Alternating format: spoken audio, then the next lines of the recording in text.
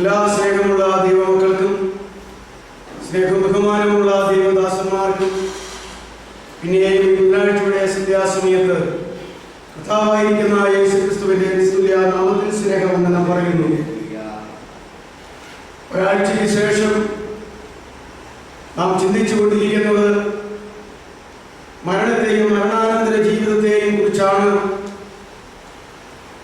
അപ്പോൾ നിശ്ചയമായും പിന്നെയും കഴിഞ്ഞ ക്ലാസ്സിൽ സംബന്ധിച്ചവരായ നമുക്ക് ഒരാഴ്ച കാലത്തിന് ശേഷം ആയുസ്സോടും ആരോഗ്യത്തോടും വിവിധ നന്മകളോടും കൂടെ ജീവിച്ചിരുന്നു പിന്നെയും കർത്താവിന്റെ പാദപീഠത്തിൽ ആയിരിക്കാൻ സ്വർഗ്ഗം ചെയ്ത കരുണകൾക്കും കൃപകൾക്കുമായി നന്ദി നിറഞ്ഞ ഹൃദയത്തോടെ അവനെ മഹത്വപ്പെടുത്തിക്കൊണ്ട് നമുക്ക് ദൈവസന്നിധിയിലായിരിക്കാം. സകലതും ദൈവത്തിന്റെ കരുണയും ദൈവത്തിന്റെ കൃപയും ദൈവത്തിന്റെ പരമമായ നടത്തിപ്പുമാകുന്നു. നാം ചിന്തിച്ച് നിർത്തിയതായ വിഷയത്തെ തുടർന്ന് വീണ്ടും നമുക്ക് ചിന്തിക്കാം. പഴയ നിയമ വേദഭാഗത്തു നിന്നും മരണത്തെ സംബന്ധിച്ച് വെളിപ്പെടുത്തിയിരിക്കുന്നതായ വാക്യങ്ങൾ വായിച്ച് നമ്മൾ അതേക്കുറിച്ച് വളരെ വേഗത്തിൽ പറഞ്ഞ് ചിന്തിച്ചു വരികയായിരുന്നു.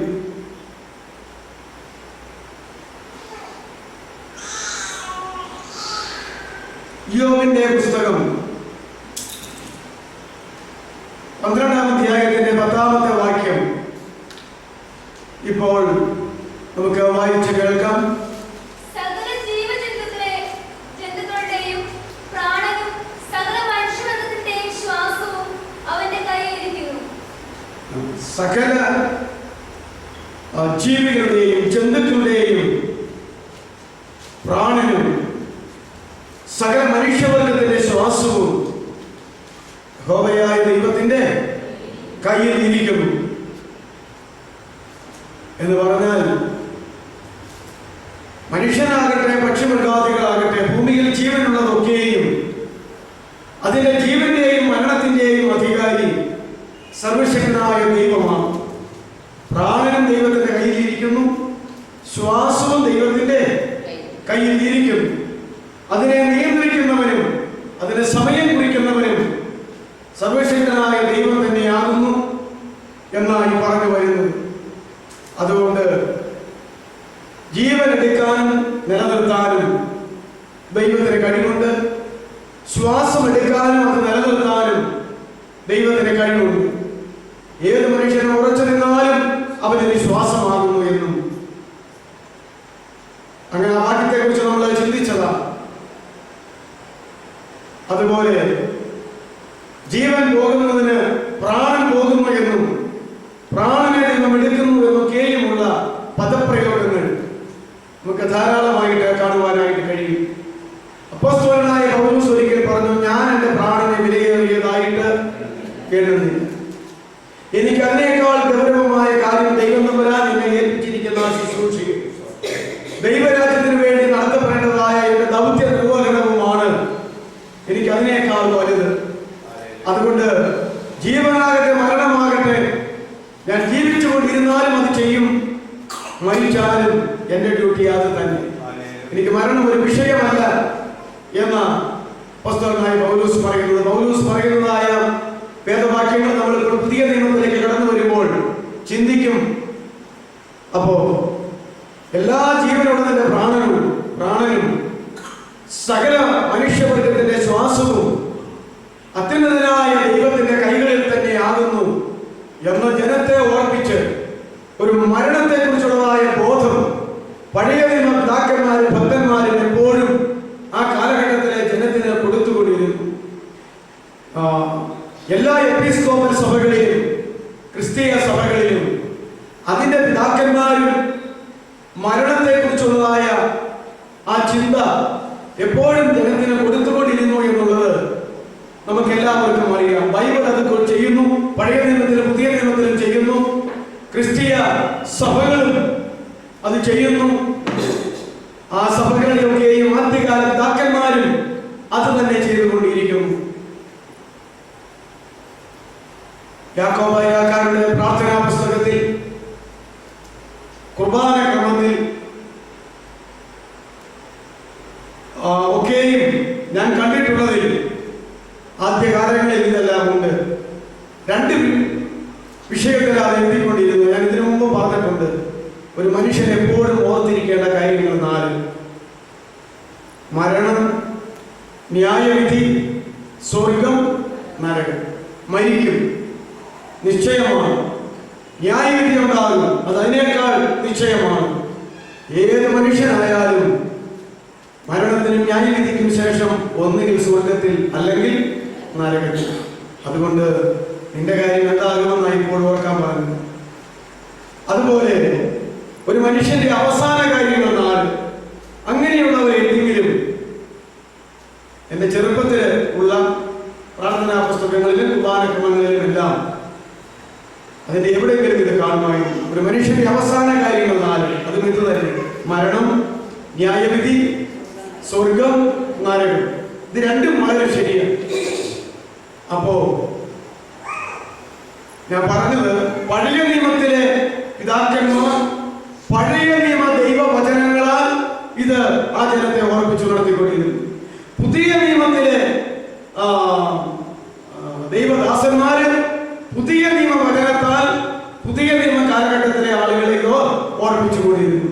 ഇത് രണ്ടിന്റെയും പശ്ചാത്തലത്തിൽ ക്രൈസ്തവ സഭയിലെ ആദ്യകാല പിതാക്കന്മാര് അതാത് സഭാവിശ്വാസികളെ ഇത് ഓർമ്മിച്ച് ഉണർത്തിക്കൊണ്ടിരുന്നു എന്നാണ് ഞാൻ പറയുന്നതിന്റെ കാരണം. ഇതിനകത്ത് ഒരു പൊരുത്തക്കേട് ഈ ലോകത്തിലെ ശരീരത്തെ ചികിത്സിക്കുന്ന ഡോക്ടേഴ്സും മനസ്സിനെ ചികിത്സിക്കുന്ന മാനസിക രോഗ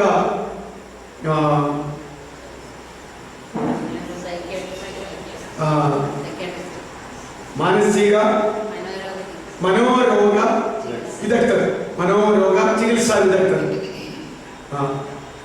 അപ്പോ ഇവര് 2 കൂട്ടരും ഈ 4 കാര്യങ്ങൾ ഓർക്കാൻ പറയുമെന്ന് എനിക്ക് തോന്നുന്നില്ല.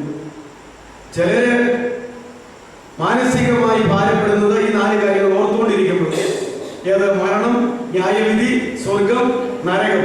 നിരാശ വരുന്നത്, ഭയം വരുന്നത്, അതുപോലെ മറ്റ് ഒരു പിടി വിഷയങ്ങൾ ഉണ്ടാകുന്നത് ഇത് ഓർത്തുകൊണ്ടിരുന്നിട്ടാണ്. അതുകൊണ്ട് അങ്ങനെയുള്ളവരോടും അങ്ങനെയുള്ള വിഷയങ്ങൾ ഓർക്കാതെ മറ്റേതെങ്കിലും വിഷയം ഓർത്തിട്ടുകൊണ്ടിരിക്കുന്നവരോടും പറയും, നിങ്ങൾ ഈ വക കാര്യങ്ങളെ കുറിച്ചൊന്നും ചിന്തിക്കേണ്ട എന്ന് പറഞ്ഞു പോലും. അപ്പോ ഞാൻ പറഞ്ഞത്, ഈ ഒരു മനുഷ്യന്റെ മനസ്സിനെ ചികിത്സിക്കുന്നവരായാലും ശരീരത്തെ ചികിത്സിക്കുന്നവരായാലും ഇങ്ങനെയുള്ള കാര്യങ്ങൾ ഓർക്കേണ്ട, അത് അബദ്ധമാണെന്ന് പറഞ്ഞു കൊടുക്കാറാ പതിവ്. ഇപ്പോൾ അത് സർവ്വസാധാരണമായി തീർന്നിരിക്കുകയാണ്. എന്നാൽ ദൈവം അതിന് സമ്മതിക്കുന്നില്ല. മനഃശാസ്ത്രപ്രകാരമായിരിക്കും അവർ പറയുന്നത്. ദൈവം പറയുന്നത് ജീവന്റെയും മരണത്തിന്റെയും സ്വർഗത്തിന്റെയും നരകത്തിന്റെയും എല്ലാം അവസാനത്തെ അധികാരി ആയതുകൊണ്ടാണ് ദൈവം ഇതൊക്കെ പറയുന്നത്. അതുകൊണ്ട് എപ്പോഴും അത് ഓർത്തുകൊണ്ടിരിക്കണം എന്നാണ്. എന്താ ഇതിന്റെ അർത്ഥം? പാപകരങ്ങളായ ചിന്തകൾ, വികാരങ്ങൾ, ആലോചനകൾ, പ്രവർത്തനങ്ങൾ, ജീവിതങ്ങൾ ഉണ്ടാകാതെ ഈ ചിന്ത അവനെ ദൈവവുമായിട്ടുള്ള ബന്ധത്തിൽ നേരായ മാർഗത്തിൽ വഴി നടത്തിക്കൊള്ളാൻ ഇടയാകും എന്നുള്ള ദൈവിക ബോധത്താല് അവര് ഇത് ഓർക്കണമെന്ന് പറഞ്ഞിരിക്കുന്നു. ഓർക്കണം എന്ന് പറഞ്ഞിരിക്കുന്നത്. നിനക്കൊരു മരണമുണ്ട്, അത് എപ്പോ വേണമെങ്കിലും സംഭവിക്കാം. നിനക്കൊരു വലുത് ഭയങ്കരമായ ന്യായവിധിയുണ്ട്, അത് എപ്പോ വേണമെങ്കിലും സംഭവിക്കാം. നിശ്ചയമായും ഏത് മനുഷ്യനായാലും ഒന്നുകിൽ സ്വർഗത്തിൽ പോകും അല്ലെങ്കിൽ നരകത്തിലായിരിക്കും. രണ്ടിലൊന്ന് തീർച്ചയാണ് എന്ന് പറയുമ്പോൾ ആ ചിന്ത തുടങ്ങുമ്പോഴേ തന്നെ ആത്മാർത്ഥമായി ചിന്തിക്കുന്നുവെങ്കിൽ അപ്പോൾ ചിന്തിച്ചുകൊണ്ടിരിക്കുന്ന പാപകരങ്ങളായ വിഷയങ്ങളിൽ നിന്ന്, അപ്പോൾ സംസാരിച്ചുകൊണ്ടിരിക്കുന്ന പാപകരങ്ങളായ വിഷയങ്ങളിൽ നിന്ന്, അപ്പോൾ ഭാവന ചെയ്തുകൊണ്ടിരിക്കുന്ന പാപകരങ്ങളായ വിഷയങ്ങളിൽ നിന്ന്, അപ്പോൾ പ്രവർത്തിച്ചുകൊണ്ടിരിക്കുന്ന പാപപ്രവർത്തനങ്ങളിൽ നിന്ന് ഒന്ന് പുറകോട്ട് വലിയാനായിട്ട് ഈ ചിന്ത ഇടയാക്കുക എന്നുള്ളത് കൊണ്ടാണ് ഇതെപ്പോഴും ചിന്തിക്കാനായിട്ട് പറഞ്ഞിരിക്കുന്നത്. അതുകൊണ്ട് ഈ വാക്യങ്ങളുടെയെല്ലാം അടിസ്ഥാനത്തിൽ പഴയ നിയമത്തിലും പുതിയ നിയമത്തിലും സഭാപിതാക്കന്മാർ ഇപ്രകാരമുള്ള ക്രമീകരണങ്ങൾ ചെയ്തുകൊണ്ടിരിക്കുന്നത് എന്നുള്ള കാര്യം നമ്മൾ ഓർക്കേണ്ടതാണ്. ശരിയായ ദൈവമക്കളും പരിശുദ്ധാത്മാവ് അകത്തുള്ളവർക്കും ഇതൊരു വിഷയമല്ലാത്തതിനാൽ അവരിത് ഓർത്ത് അവരുടെ പ്രത്യാശ വർദ്ധിപ്പിക്കുകയും അവരുടെ വിശ്വാസത്തെ വർദ്ധിപ്പിക്കുകയും അവരുടെ ദൈവബന്ധത്തെ അരകിട്ട് ഉറപ്പിക്കുകയും അവരുടെ ഭാവി പ്രത്യാശ പുതുക്കുകയും ചെയ്യും എന്നുള്ള കാര്യത്തിൽ യാതൊരു സംശയവുമില്ല. ആ വാക്യം വിട്ടുകൊണ്ട് നമുക്ക് അടുത്ത വാക്യത്തിലേക്ക് കടന്നു വരാം. 2 രാജാക്കന്മാരുടെ പുസ്തകം 20-ാം അധ്യായം അതിന്റെ 1-ാമത്തെ വാക്യം. രണ്ട് രാജാക്കന്മാരുടെ പുസ്തകം 2 രാജ 20:1. ആ കാലത്ത് ഹിസ്കിയാവിന് വൈദ്യത്തിന് രോഗം പിടിച്ചു. ആമോസിന്റെ മകനായ യെശയ്യാ പ്രവാചകൻ അവന്റെ അടുക്കൽ വന്ന് അവനോട്, നിന്റെ ഗ്രഹകാര്യം ക്രമത്തിലാക്കുക, നീ മരിച്ചു പോകും, ശേഷിക്കുകയില്ല എന്ന് യഹോവ അരുളിച്ചെയ്യുന്നു എന്ന് പറഞ്ഞു. മതി. പിന്നീട് അതിനെ തുടർന്ന് ഒരുപിടി കാര്യങ്ങൾ അധ്യായത്തിലുണ്ട്. ഇതേ കാര്യം തന്നെ യെശയ്യാ 38:1 അതും കൂടെ വായിച്ച്. യെശയ്യാ പ്രവചനം 38-ാം അധ്യായത്തിന്റെ 1-ാമത്തെ വാക്യത്തിലും ഈ 2 രാജാക്കന്മാരുടെ പുസ്തകം 20-ാം അധ്യായവും. ആ കാലത്ത് ഹിസ്കിയാവിന് മരിക്കത്തക്ക രോഗം പിടിച്ചു. ആമോസിന്റെ മകനായ യെശയ്യാ പ്രവാചകൻ അവന്റെ അടുക്കൽ വന്ന് അവനോട്, നിന്റെ ഗ്രഹകാര്യം ക്രമത്തിലാക്കുക, നീ മരിച്ചു പോകും, സൗഖ്യമാകയില്ല എന്ന് യഹോവ അരുളിച്ചെയ്യുന്നു. രണ്ടും ഒരേ ചരിത്രമാണ് പറയുന്നത്.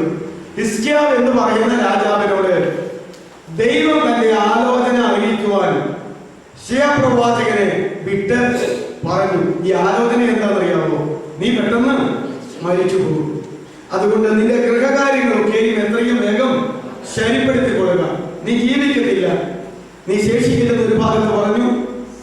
നിന്റെ രോഗം, മരിക്കത്തക്ക രോഗം നിനക്ക് വരും, നീ രോഗത്താൽ മരിക്കും, നീ സുഖപ്പെടുകയില്ല എന്നും ഇങ്ങനെ പറഞ്ഞു. ദൈവമാണ് തന്റെ ദാസനായിരിക്കുന്ന പ്രവാചകനിലൂടെ ഈ രാജാവിനോട് അത് പറയുന്നത്. വിഷയം എന്ന് തന്നെയാണ് നമ്മൾ ചിന്തിച്ചുകൊണ്ടിരിക്കുന്ന മരണകാര്യം തന്നെയാണ്. അപ്പൊ ഒരു രോഗം ബാധിച്ച് മരിക്കുമെന്നാണ് ദൈവം പറഞ്ഞത്. അപ്പോ മരണം എല്ലാവർക്കും ഉണ്ടല്ലോ, രാജാവിന് മാത്രമല്ലല്ലോ. ആ രാജാവിനോട് വ്യക്തിപരമായ നിലയിൽ ദൈവം തന്റെ അരുളപ്പാട് പ്രവാചകനിലൂടെ അറിയിച്ചു എന്ന് മാത്രമേ ഉള്ളൂ. അപ്പോൾ ഇപ്പോൾ നമ്മൾ ഈ വാക്യത്തിന്റെ അടിസ്ഥാനത്തിൽ ചിന്തിക്കുന്നത്, ഏത് മനുഷ്യനും മരണമുണ്ട്, ഏതെങ്കിലും ഒരു വിധത്തിൽ മരണസമയത്ത് മരിച്ചു പോകും. രോഗത്തെ കുറിച്ച് ദൈവ തിരുവചനത്തിന്റെ വെളിച്ചത്തിൽ നമ്മൾ ചിന്തിച്ച് പഠിക്കേണ്ടതാണ്. അതിപ്പോഴത്തെ വിഷയമല്ല. പല കാരണത്താൽ മനുഷ്യന് രോഗങ്ങൾ ഉണ്ടാകും. ഒന്നാമത്തെ കാരണം പാപത്തിന്റെ ഫലമാണ്. പാപം തന്നെ സാത്താനാൽ വന്നതാണ്. അപ്പോൾ സാത്താന്റെ പ്രവർത്തന ഫലമായി ചില രോഗങ്ങൾ ഉണ്ടാകും. രോഗത്തിനൊക്കെ പൈശാചിക രോഗങ്ങളെന്നോ എന്താ പറയുന്നത്, മാനുഷികമായ രോഗങ്ങളെന്നോ പിന്നെ ഈ ഇവരൊക്കെ പറയുന്ന പോലെ മാനസിക രോഗങ്ങളെന്നോ ശരീരത്തിന്റെ രോഗങ്ങളെന്നോ ഇങ്ങനെയൊക്കെ തിരിച്ചു പറയാമെങ്കിലും മൊത്തം രോഗം എല്ലാത്തിനെയും ബാധിച്ചുകൊണ്ടാണ് പറയുന്നത്. അപ്പൊ സാത്താന്റെ പ്രവർത്തന ഫലമായിട്ട് ചിലർക്ക് രോഗങ്ങൾ ഉണ്ടാകും. അതിന് സാത്താന്റെ രോഗങ്ങൾ എന്ന് വേണമെങ്കിൽ പറയാം. മലയാളത്തിലുള്ള പദപ്രയോഗങ്ങളല്ലേ പറയാൻ പറ്റുള്ളൂ. അതുപോലെ തന്നെ പാപത്താൽ ചിലർക്ക് രോഗമുണ്ടാകാം. ആരംഭം മുതൽ ഇങ്ങനെയാണ് വന്നത്. ഏക മനുഷ്യനാൽ പാപവും, പാപത്താൽ മരണവും രോഗവും എല്ലാം മനുഷ്യരിൽ ഉണ്ടായി, അത് വാണികൊണ്ടിരിക്കുന്നു എന്ന് പറയുന്നത് ആ അർത്ഥത്തിലാണ്. അപ്പോ ചില രോഗങ്ങൾ സാത്താനാൽ ഉണ്ടാകും, ചില രോഗങ്ങൾ പാപത്താൽ ഉണ്ടാകും, ചില രോഗങ്ങൾ ദൈവത്തിന്റെ നാമം ആ വ്യക്തിയിലൂടെ മഹത്വപ്പെടേണ്ടതിന് വേണ്ടിയിട്ട് ദൈവം അതിന് അനുവദിച്ച് അങ്ങ് കൊടുക്കുന്ന രോഗങ്ങൾ ഉണ്ടാകും. ചില രോഗങ്ങൾ മനുഷ്യന്റെ ശുദ്ധീകരണത്തിന് വേണ്ടി ദൈവം വയ്ക്കും. ചില രോഗങ്ങൾ സൃഷ്ടിപ്പിനാലുള്ള ദേഹത്തിന്റെയും ദേഹിയുടെയും ആത്മാവിന്റെയും ഘടനയ്ക്ക് എന്തെങ്കിലും കാരണത്താൽ, പ്രത്യേകിച്ച് ശരീരഘടനയ്ക്ക് എന്തെങ്കിലും കാര്യത്താൽ ഏറ്റക്കുറച്ചിൽ വരുമ്പോൾ അത് രോഗമുണ്ടാകും. എന്താ? യൂറിനറി ഇൻഫെക്ഷൻ എന്ന് പറയുന്ന ഒരു രോഗമുണ്ട്. പ്രത്യേകിച്ച് വേനൽക്കാലത്തൊക്കെ അധികം ആളുകൾക്ക് വരുന്നത്, സ്ത്രീകൾക്കും പുരുഷന്മാർക്കും. എന്നോട് ചില ഡോക്ടർമാർ പറഞ്ഞത് സ്ത്രീകൾക്ക് അധികം വരുന്നത്. കാരണം എന്താണെന്ന് ചോദിച്ചാൽ അതൊരു അവർ പറയുന്ന കാരണം വർഷകാലത്തേതിനേക്കാൾ ധാരാളം വെള്ളം വേനൽക്കാലത്ത് മനുഷ്യൻ കുടിക്കണം. ദാഹത്തിന് കുടിക്കുന്ന കാര്യമല്ല ഈ പറഞ്ഞത്. ദാഹിക്കുമ്പോൾ ദാഹം തീർക്കാൻ കുടിക്കുന്ന കാര്യമല്ല. അതേത് മനുഷ്യൻ ദാഹിക്കുമ്പോൾ വെള്ളം എടുത്ത് കുടിക്കുമ്പോൾ ഒരു സ്വസ്ഥത കിട്ടും, ദാഹം തീരും. അപ്പൊ ദാഹം തീരാനുള്ള വെള്ളം കുടിച്ചാൽ മാത്രം പോരാ. മലമൂത്ര വിസർജനാദികൾ അതിൻ്റെതായ ഓർഡറിൽ നമ്മുടെ ശരീരത്തിനുള്ളതായിരിക്കുന്ന ബന്ധത്തിൽ ക്രമീകൃതമായ നിലയിൽ പ്രവർത്തിച്ചു കൊണ്ടിരിക്കണമെങ്കിൽ അതിനേറെ വെള്ളം കുടിക്കണം. ഇത് രണ്ടിനും അത് നല്ലതാണ്. അപ്പോ അങ്ങനെ കൂടുതൽ വെള്ളം കുടിച്ചുകൊണ്ടിരുന്നാൽ വർഷകാലത്തിലായാലും ദാഹം കുറയും. ആ കാലാവസ്ഥ കൊണ്ട് ദാഹത്തിന് വേണ്ടിയിട്ട് മാത്രമല്ല, ഇതും കൂടെ ഓർത്ത് വെള്ളം ധാരാളം കുടിക്കണം. ആ വെള്ളം കുടിയുടെ കുറവ് കൊണ്ടാണ് ഈ ഇൻഫെക്ഷൻ ഉണ്ടാകുന്ന മറ്റു ചില കാരണത്താലും ഉണ്ടാകും. അങ്ങനെ തുടങ്ങിയിട്ട് പിന്നെ മൂത്രാശയങ്ങളിൽ അല്പം നീര്, അല്പം വേദന, അല്പം പഴുപ്പ്, പിന്നെ മൂത്രത്തിലൂടെ ഈ പഴുപ്പ് പോകാൻ തുടങ്ങും. പിന്നെ ആ പഴുപ്പ് പോയി തീരുമ്പോൾ പിന്നെ രക്തം എടുക്കും, അല്പം രക്തം പോകാൻ തുടങ്ങും. ഇങ്ങനെയൊക്കെയുള്ള കുഴപ്പങ്ങൾ ഇതെനിക്ക് 1-2 പ്രാവശ്യം വന്നിട്ടുണ്ട്. ഞാനും ആ കാലഘട്ടത്തിൽ ഡോക്ടറെ പോയി കാണുകയും ആശുപത്രിയിൽ ഒരാഴ്ച കിടക്കുകയും ഒക്കെ ചെയ്തിട്ടുണ്ട്. ഇപ്പൊ ഞാൻ പറഞ്ഞത് ഇത്, അപ്പൊ ആ രോഗത്തിന്റെ പേരെന്താ? ഞാൻ അന്ന് പോയി കിടന്നത് യൂറിനറി ഇൻഫെക്ഷൻ ആണ്, ഇങ്ങനെ അവർ പറയുന്നത്. അതേ തുടർന്ന് അല്പം പനിയുണ്ടാവും. ഇതൊക്കെ ഇതിന്റെ ഒരു ഇതാണ് രോഗത്തിന്റെ പേര്. എന്നാൽ ആ രോഗത്തിന്റെ കാരണം അവർ പറഞ്ഞു തന്നത് വെള്ളം കുടിയുടെ കുറവ് കൊണ്ട് മാത്രമാണ്. നമ്മൾ ദീർഘയാത്രകൾ ചെയ്യുമ്പോൾ വെള്ളം കുടിക്കാൻ വളരെ ബുദ്ധിമുട്ട്. കാരണം ക്രമത്തിലധികമായി യൂറിൻ പാസ് ചെയ്യേണ്ട വരുമ്പോൾ നമ്മുടെ ദീർഘയാത്രകളിലും പ്രത്യേകിച്ച് ബസ്സുകളിലും ഒക്കെ അതിന് സാധ്യതയില്ലാത്തത് കൊണ്ട് നാം തന്നെ ലിമിറ്റ് ചെയ്യും. അങ്ങനെ ലിമിറ്റ് ചെയ്ത് കഴിയുമ്പോൾ ദീർഘയാത്രകളൊക്കെ കഴിഞ്ഞ് വരുമ്പോൾ ഇതൊക്കെ ഉണ്ടാകാൻ വളരെ സാധ്യതകളുണ്ട് എന്നാണ് പറയുന്നത്. അപ്പോൾ ഇത് ഇങ്ങനെ പറയുന്ന രോഗം അതെന്താ?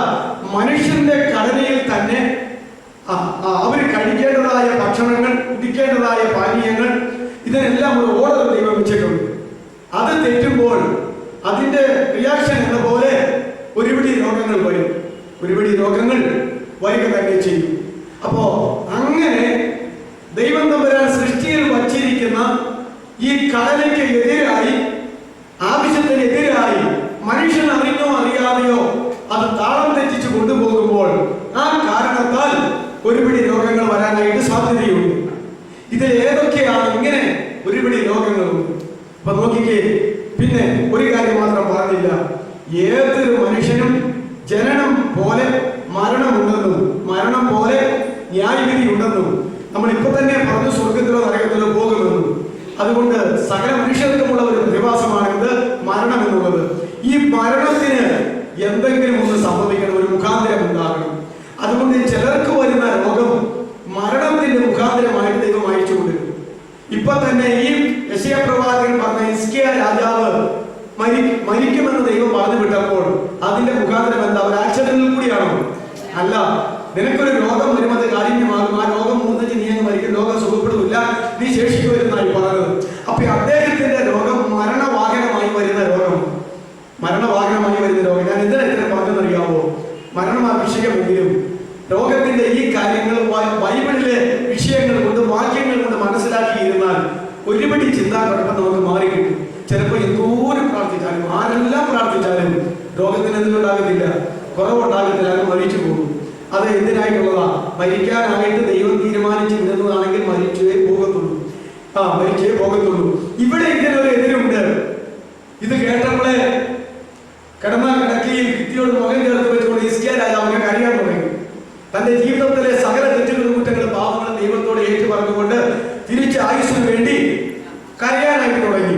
ദൈവം അവന്റെ കരച്ചിലില് തൽക്കാലം മരിക്കണ്ടായെന്നും അത്തിപ്പഴക്കെട്ട് കൊണ്ടുവന്ന് ഒക്കെ വെച്ചു എന്നൊക്കെ പറയുകയും അങ്ങനെ ഈ ലോകത്തിൽ നിന്ന് സൗഖ്യം കൊടുക്കുകയും ചെയ്തു എന്നുള്ളത് ശരിയാണെങ്കിലും അത് അപൂർവ കാര്യങ്ങൾ.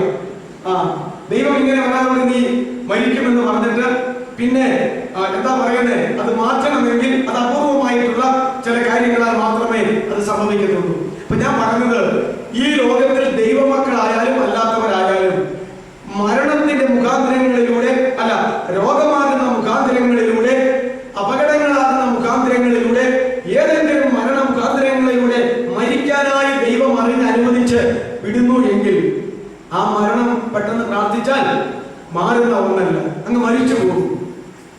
പൈശാചികമായ ബാധകളാൽ ഉണ്ടാകുന്ന രോഗങ്ങൾ പൈശാചികന്റെ പ്രവൃത്തിയെ ബന്ധിച്ച് അവന്റെ ആത്മാവിനെ, രോഗാത്മാവിനെ അവനെ അതിൽ നിന്ന് മാറ്റിവിടുമ്പോൾ അവിടെ പെട്ടെന്ന് സൗഖ്യം വരും. അതിന് കൃപാവര ശുശ്രൂഷക്കാര്, ഭൂതശാന്തി വരക്കാര്, രോഗശാന്തി വരക്കാരും അവരെ സഹായം ചെയ്യും. അതുപോലെ തന്നെ ഈ നൈസർഗികമായ ജീവിത ക്രമീകരണങ്ങൾ തെറ്റിച്ച് മനുഷ്യ ശരീരത്തിന്റെ ഘടന തെറ്റുമ്പോൾ അതൊരു ഡോക്ടർക്ക് അറിയാം. ഇപ്പോൾ വെള്ളം കുടിക്കണോ, ഭക്ഷണം കഴിക്കണോ, അത് കൂട്ടണോ കുറയ്ക്കണോ, ഉപ്പ് കുറയ്ക്കണോ കൂട്ടണോ, പ്രമേഹത്തിന് മധുരം കഴിക്കണം, അതിന് ഏതെല്ലാം മരുന്നുകൾ കഴിക്കണം, എന്തൊക്കെയുള്ള ഭക്ഷണ പദാർത്ഥങ്ങൾ കഴിച്ചാൽ നല്ലതാണ് ചീത്തയാണെന്നൊക്കെ ഇവർ നിർദ്ദേശിക്കുന്ന പോലെ ചെയ്താൽ അത് അപ്രകാരം തന്നെ വളരെ വേഗം പെട്ടെന്ന് പറഞ്ഞ കാര്യങ്ങൾ ഓക്കെ ആകും. ദൈവം വരാൻ അതിലൂടെയല്ല എന്ന് വിളിക്കാൻ ഉദ്ദേശിച്ചിരിക്കുന്നത് എങ്കിൽ, അപ്പൊ ഇങ്ങനെയുള്ള ഒരുപിടി കാര്യങ്ങൾ നമ്മൾ മനസ്സിലാക്കിയിരുന്നാൽ എവിടെയാണ് ഈ സൗഖ്യം വരുന്നത്, എവിടെയാണ് സൗഖ്യം വരാതിരിക്കുന്നത് എന്നൊക്കെ നമുക്ക് അറിഞ്ഞ് കാര്യങ്ങൾ ക്രമീകരിക്കാനായിട്ട് പറ്റും. ഈ അങ്ങനെയുള്ള എന്തെങ്കിലും കാര്യങ്ങളൊക്കെ കഴിഞ്ഞിട്ട് മരിച്ചാൽ അതേക്കുറിച്ച് പ്രാർത്ഥിച്ചവരൊക്കെ ഒഴിവാക്കാൻ വേണ്ടിയിട്ട് പറയും, അതേ ശരിക്കും അനുഭവിക്കണം, ശരിക്കും പാവങ്ങള് ഏറ്റു പറയണം, ഞാൻ പറഞ്ഞ കാര്യങ്ങൾ പറഞ്ഞതുപോലൊക്കെ ഏറ്റെടുക്കണമായിരുന്നു, അല്ലെങ്കിൽ ഇങ്ങനെയൊക്കെ പോലും എന്റെ കുറ്റമല്ല എന്ന് പറഞ്ഞു പോകും. ഇതൊന്നുമല്ല അതിന്റെ കാര്യം. ഈ മാർഗങ്ങളിലൂടെ എല്ലാം രോഗങ്ങൾ വരികയും അത് മരണം സംഭവിക്കുകയും ചെയ്യും. നാം മനസ്സിലാക്കേണ്ട ഒരു കാര്യങ്ങൾ, ക്രിസ്ത്യാനിയാകട്ടെ അക്രൈസ്തവരാകട്ടെ, ഇതിൽ തന്നെ രക്ഷിക്കപ്പെട്ട ദൈവമക്കളാകട്ടെ, ഈ മനുഷ്യർക്ക് വരുന്ന മരണമുഖാന്തരങ്ങൾ വരികയില്ല, ഒന്നും എനിക്ക് വരികയില്ല എന്ന് വിചാരിക്കുന്നത് അബദ്ധമായിട്ടാണ് കാണുന്നത്. ഈ ലോകത്തിലുള്ള എല്ലാ മനുഷ്യർക്കും വരുന്ന മരണമുഖാന്തരങ്ങൾ തന്നെ നമുക്കും വരാനായിട്ട് സാധ്യതയുണ്ട്. എനിക്ക് തോന്നുന്നത് പ്രതീക്ഷകൾ തെറ്റിച്ചുകൊണ്ട് ഇത് ദൈവമക്കൾക്ക് അധികം വരാൻ സാധ്യതയാണ്. ഞാൻ ഇങ്ങനെ പറയും, ഇപ്പൊ തന്നെ നിങ്ങൾക്ക് വേണ്ടി തുടങ്ങും. എന്നറിയാവോ, മരിക്കാനായിട്ട് ഭയമില്ലാത്ത പാർട്ടി ആരാ വചനത്തിൽ? ആർക്കാ? ദൈവമക്കൾക്കാ. അങ്ങനെ നമ്മുടെ അവസ്ഥ യഥാർത്ഥത്തിൽ അങ്ങനെയാണെങ്കിലും വെപ്പ് അങ്ങനെയാണ്. ഒരു ദൈവമക്കൾക്ക്, രക്ഷിക്കപ്പെട്ടവർക്ക്, യേശു അകത്തുള്ളവർക്ക്, പരിശുദ്ധാത്മാവ് അകത്തുള്ളവർക്ക്, ദൈവമക്കളെന്ന് സാക്ഷ്യം പറഞ്ഞവർക്ക്, മരണം, എന്നാ മരണം, എന്തുകൊണ്ട് മരണം, എവിടുത്തെ മരണം, പ്രമാണം എന്നൊക്കെ പറഞ്ഞ് നമ്മളിങ്ങനെ പറയുമായിരുന്നു. ചെറുപ്പത്തിൽ ഞാൻ ഭയങ്കര പേടിയുള്ളവനായിരുന്നു. എൻ്റെ വ്യക്തിപരമായ കാര്യം. അതുകൊണ്ട് സന്ധ്യയാകുമ്പോൾ എനിക്ക് നടക്കാൻ വലിയ പേടിയാണ്. അങ്ങനെ ഞാൻ എൻ്റെ ചെറുപ്പകാലത്ത് ഇതുപോലെ ഒരു സന്ധ്യാസമയത്ത് തൊട്ടടുത്തൊരു കടയിലേക്ക് എന്തോ സാധനം വാങ്ങാൻ അപ്പൻ എന്നെ പറഞ്ഞു വിട്ടതാണ്. പോകാൻ തന്നെ തന്നെ പോകണമെന്ന് ചോദിച്ചു. പോകില്ല എന്ന് പറയാൻ എൻ്റെ ഒരു അഭിമാനം കേടും. 14 വയസ്സുമായി. അപ്പോ ഞാൻ അതുകൊണ്ട് എന്ത് ചെയ്യുന്നറിയാവോ, പേടി എടുത്തിട്ട് ഞാൻ ഒച്ച എടുത്തോണ്ട് പോകും. എന്റെ അകത്ത് ഭയങ്കര പേടിയാണ്. എന്നിട്ട് ഞാൻ ആരാണ് അവിടെ ഇരിക്കുന്നത്, ഏത് പിശാചാണ് ഇവിടെ ഇരിക്കുന്നത്, ആരാണ് അതിലെ വന്നത്, ഇതൊന്നും എനിക്കൊരു വിഷയമല്ല. ഞാൻ ഇതൊക്കെ വിളിച്ചു വന്ന് ഭയങ്കര ഒച്ചല്ല ഇതും പറഞ്ഞു പോകണം. ഇത് കേട്ട് കഴിയുമ്പോൾ തന്നെ അത് മൃഗോ മനുഷ്യനോ ഉണ്ടെങ്കിൽ മാറിപ്പോണം. അതാ എന്റെ പറച്ചിൽ എന്നതാ, ഒരു പേടിയില്ല, ഭയങ്കര. അതേപോലും നമ്മൾ പറയാറില്ല, പഞ്ഞി കാണിച്ചാൽ മതി തീ പിടിക്കാന്ന് പറഞ്ഞിട്ട് ഉള്ളത്തിൽ ഭയങ്കര പേടിയാണ്. അങ്ങനെ ഞാൻ ഇറങ്ങുന്ന അവസരത്തില് കുരുമുളക് ചെടി കയറി കിടന്ന ഒരു മാട്ടേല് കുത്തുകലയിൽ ഇറങ്ങുമ്പോൾ ഒരു വലിയ പന്നിയേരി അതിൻ്റെ അകത്തുനിന്ന് യാറച്ച് പൊളിച്ച് ഒരു മോള് നരകമായിട്ട് പുറത്തുനിന്നൊരു ചാട്ടം. ഞാൻ അവിടെ കിടന്ന് പേടിച്ച് വിറച്ച് അയ്യോ പാവയിൽ ദുല വിളിച്ച് കടയിലെ ആളുകൾ ഓടി വന്ന്, വീട്ടിൽ നിന്ന് അവർക്ക് ഓടി വന്ന് ഇടയ്ക്ക് ഒരു അടികൾ എന്തിനാ പേടി കൊട്ടിയിരുന്നു. അങ്ങനെ ഒരു പേടി ഞാൻ പേടിച്ചു. അത് ഭയങ്കര പേടിയായിരുന്നു ചെറുപ്പത്തില്. ഈ വിഷയങ്ങളൊക്കെ അറിഞ്ഞിട്ട് 64 വയസ്സായിരിക്കും അതിൻ്റെ ഒരു ചെറിയ റിയാക്ഷൻ ഉണ്ട്. എന്നാന്ന് വെച്ച് കഴിഞ്ഞാൽ പെട്ടെന്ന് ഉറക്കാപ്പുറത്തൊരു എന്തെങ്കിലും ഒരു സംഭവം വന്നാല് ഞാൻ അറിയാതെ ഇങ്ങനെ ഒന്ന് കാണിച്ചു പോകുന്ന, പിന്നെ എനിക്ക് പേടിയില്ല. പക്ഷേ ഇത് ഞാൻ അറിയാതെ തന്നെ അന്നത്തെ പേടിയെ ഇതുകൊണ്ട് പെട്ടെന്ന് ഒരു ഇത് ഇപ്പൊ ഞാൻ പറഞ്ഞത്, ഈ വലിയ വീരവാദം പറഞ്ഞത് പുറമെ മനുഷ്യരിക്കാൻ പറഞ്ഞാലും പേടിച്ചിട്ട് അകത്ത് പരിവച്ചാക്കത്ര സൈസിലുള്ള ദൈവമക്കളുമുണ്ട്. അതുകൊണ്ടാണ് ഞാൻ പറഞ്ഞത്. അപ്പോ ഞാൻ പറഞ്ഞു വന്നത്, ഈ ക്രിസ്ത്യാനികൾക്ക് മരിക്കാൻ പേടിക്കേണ്ട കാര്യമുണ്ടോ? ഇല്ല. ക്രിസ്ത്യാനികളിൽ എല്ലാവരും രക്ഷിക്കപ്പെട്ടവരല്ലാത്തവരുണ്ട്, കൂട്ടായ്മക്കാർ രക്ഷിക്കപ്പെട്ടവരൊക്കെ മാത്രം നമ്മളെ പോലെയുള്ള പാർട്ടികൾക്ക് പിന്നെ മരിക്കാൻ പേടിയേ ഇല്ലല്ലോ. അങ്ങനെയാണ്. അതുകൊണ്ട് ഇവരോട് എല്ലാ കാര്യങ്ങളും തുറന്നു പറയുന്നതും അതുകൊണ്ടാണ്. മരിക്കാനായിട്ട് പേടിയില്ലാത്തവരാണ്. അപ്പൊ ദൈവവും ഇങ്ങനെയുള്ള ആളുകൾക്ക് മരണത്തിന്റെ എല്ലാ മുഖാന്തരം കൊടുക്കും. കാരണം ഏത് മുഖാന്തരത്തോടെ മരിച്ചാലും മരണത്തിന് പേടിയുണ്ടോ? ഇല്ല. മരണത്തിന് വേണ്ടി ഒരുങ്ങിയിരിക്കുന്നത് ആരാ? അല്ലെങ്കിൽ അതാരാന്ന് ചോദിക്കേണ്ട, ഒരുങ്ങിയിരിക്കേണ്ട പാർട്ടി ആരാ? നമ്മളല്ലേ. അതുകൊണ്ട് എല്ലാ മുഖാന്തരങ്ങളും നമുക്ക് വരാനാ സാധ്യത. ഹാർട്ട് അറ്റാക്ക് എന്ന് പറയുന്ന ഒരു രോഗം കണ്ടു തുടങ്ങി കേട്ടു തുടങ്ങിയ കാലത്ത് ഞാൻ വിചാരിച്ചു, അന്ന് എല്ലാവരും പറഞ്ഞു ഇത് ഈ ദുഷ്ടമാർഗമാനാണ് പോകാം, ഒരൊറ്റ ദൈവപൈതലിനും ഇത് വരില്ലാന്ന് ഞാൻ ഓർത്തതാ. ഒരു ദൈവപൈതലിനും വന്ന് ആദ്യക്കാർക്ക് വന്ന് എന്ന് പറഞ്ഞു തുടങ്ങിയുള്ള കാലം കേട്ടിട്ടില്ല. ഞാൻ ഒരു ദൈവപൈതലിന് ആദ്യ അറ്റാക്ക് വന്നത് ഞാൻ അറിയുന്നത് ആരാന്നറിയാമോ? നിങ്ങളിൽ ഒത്തിരി പേര് അറിയുന്നുണ്ട്. CC മാധവൻ എന്ന് പറഞ്ഞൊരു ദൈവദാസൻ ഉണ്ടായിരുന്നു. കുന്നംകുളക്കാരനാണ്. ആലുവായിൽ ചെമ്പ് വ്യാപാരം തുടങ്ങിയതാണ്. ദീർഘനാളുകൾ കൊണ്ട് അദ്ദേഹം അത് ആ ബിസിനസ്സിൽ വളരുകയും യാക്കോബായക്കാരനാണ്, വളരുകയും നല്ല ഒരു കൂട്ടായ്മക്കാരനോട് ദൈവദാസനുമായിട്ട് കൺവെൻഷനൊക്കെ ആ കാലത്ത് പ്രസംഗിച്ചുകൊണ്ടിരുന്നതാണ്. എനിക്ക് നല്ല പരിചയം ഉള്ള ഒരാളായിരുന്നു. അദ്ദേഹത്തിന് അറ്റാക്ക് വന്നിട്ട് ആശുപത്രിയിൽ കിടന്നു. ചികിത്സിച്ച് ഒരാഴ്ചയോളം കിടന്ന് ചികിത്സിച്ച് ഭേദമായി ഡിസ്ചാർജ് ചെയ്തു. രാവിലെ ഡോക്ടർ വന്ന് ഡിസ്ചാർജ് ചെയ്തു. സാധനങ്ങളൊക്കെ എടുത്തു വെച്ച് ഉച്ചയാകുമ്പോഴത്തേക്കും പോകാനായിട്ട് എല്ലാം കെട്ടിപ്പറിക്ക് വണ്ടി വരാൻ നോക്കിയിരിക്കുമ്പോൾ ഒരു ചെറിയ അറ്റാക്ക് വന്നു. അതോടുകൂടി അദ്ദേഹം മരിച്ചു. അപ്പം അങ്ങനെയാണ് അദ്ദേഹം നടന്നത്. അപ്പോഴാണ് ദൈവമക്കൾക്ക് ഇത് വരുമെന്നുള്ള ഒരോർമ്മ വലിയ ചിന്താകുഴപ്പമായി പോയി. പിന്നീട് അതേക്കുറിച്ച് വന്നു. പിന്നീട് തുടരെ വരുമല്ലേ. ഇപ്പം ആളുണ്ടാക്കെന്ന് പറഞ്ഞാൽ ജലദോഷം വന്നങ്ങനെയൊക്കെ. അപ്പോൾ എല്ലാവർക്കും കാലാവസ്ഥയുടെ പ്രതികൂലതയോടെ ജലദോഷം വരുന്നതാണ് കാര്യം. എന്ത് വരുന്നത് അതൊക്കെ സർവ്വസാധാരണമായി പോയി. ഇത് എത്രയോ വർഷത്തിന് മുമ്പുള്ള ഒരു കാര്യമാണ്. പിന്നീട് പറയാൻ തുടങ്ങി. ഇനി എനിക്കും തോന്നിയിട്ടുണ്ട് കേട്ടോ, ഒരു ദൈവ പൈതലിന് പെട്ടെന്ന് മരണത്താൽ ദൈവത്തിനെ എടുക്കാനായിട്ട് ഇപ്പൊ ഏറ്റവും നല്ല ഒരു മുഖാന്തരം ഏതാ? രോഗത്തിൽ അറ്റാക്കാണ്. കാരണം ഈ പറഞ്ഞുകൊണ്ടിരിക്കുന്നതിനിടയ്ക്ക് കുഴഞ്ഞു വീഴുവല്ലേ. കുഴഞ്ഞു നിലത്ത് വീഴുന്നതിന് മുമ്പ് തീയുക, കാറ്റ് പോവുക. അപ്പോ പെട്ടെന്ന് അറ്റാക്ക് തന്നെ വേദനയുള്ളതും ഇല്ലാത്തതും ഒക്കെ ഉണ്ടല്ലോ. വേദന ഇല്ലാത്തതാണെങ്കിൽ അത് വേറൊരു തരത്തിൽ അപകടകരമാണ്. എങ്കിലും നമ്മളൊന്നും അറിയുന്നുമില്ല. അർദ്ധരാത്രിക്കൊക്കെ ആണെങ്കിലും വേദനയുള്ളതാണെങ്കിൽ ഉറക്കത്തിൽ നിന്ന് ഏറ്റവും വച്ചെടുക്കുകയോ ആരെങ്കിലുമൊക്കെ വിളിക്കുകയോ ചെയ്യും. നല്ല കൂർക്കം വലിച്ച് ഉറങ്ങിക്കൊണ്ടിരിക്കുമ്പോൾ വേദനയില്ലാത്ത അറ്റാക്ക് കൂടി ആണെങ്കിൽ ആൾ പോലും അറിയത്തില്ല, ഉറക്കത്തിൽ മരിച്ചു പോകും. ഇടമുറികൾ ജോസഫ് മരിച്ചത് അറ്റാക്കാണ്. അദ്ദേഹം തന്റെ വീട്ടിൽ കിടന്നുറങ്ങി. അപ്പോഴാ രാത്രി എപ്പോഴാണ് വിളിച്ചെന്ന് അദ്ദേഹത്തിന് അറിയില്ല, ആർക്കും അറിയത്തില്ല. വേദനയുള്ളതായിരുന്നില്ല. അപ്പൊ ഞാൻ പറഞ്ഞത് ഇപ്രകാരമുള്ളതായിരിക്കുന്ന ഈ രോഗത്തിന്റെ കാരണങ്ങളെ വചനപരമായി നമ്മൾ മനസ്സിലാക്കിയാൽ ഈ രോഗം ഭേദമാകുന്നതിനും ആകാത്തതിനുള്ള കാരണങ്ങൾ കണ്ടുപിടിക്കാനായിട്ട് കഴിയും. ഇത് മാറ്റി പറഞ്ഞാലോ, പൈശാചിക രോഗബാധകൾക്ക് മരുന്ന് കഴിച്ചാൽ നല്ല വിശേഷമുണ്ടോ? ഇന്നലെ ദൈവദാസൻ ചോദിച്ചു, ഇരുമ്പലൊക്കെ വിളിക്കാൻ ചുക്കഷായി പിടിച്ചാൽ പോവാച്ചാന്ന് ചോദിച്ച പോലെ പോവില്ലാന്ന് ഞാനും പറഞ്ഞു. ഇരുമ്പലൊക്കെ വിളിക്കാൻ കഴിച്ച് ചുക്കുമുള്ള ബന്ധു പിടിച്ചാൽ ചോദിച്ചു പോവോ? ഒരു പഴഞ്ചൊല്ലി പറഞ്ഞതാണെന്ന് എനിക്ക് തോന്നുന്നു. ആശയം എന്തോ ഉണ്ട്. അപ്പോ അതങ്ങനെ പോകത്തില്ല. അപ്പൊ ഇത് തിരിക്കാതെ മാറി ഇരുന്നാൽ ശാരീരിക രോഗത്തിന് മാനസിക രോഗത്തിന് ശാരീരിക രോഗം രണ്ടും പരസ്പരം ബാധിക്കുമെങ്കിൽ, ഇപ്പൊ ഞാൻ പറഞ്ഞത് ഇപ്രകാരമുള്ള കാരണത്താൽ രോഗങ്ങൾ വരാനായിട്ട് സാധ്യതയുണ്ട്.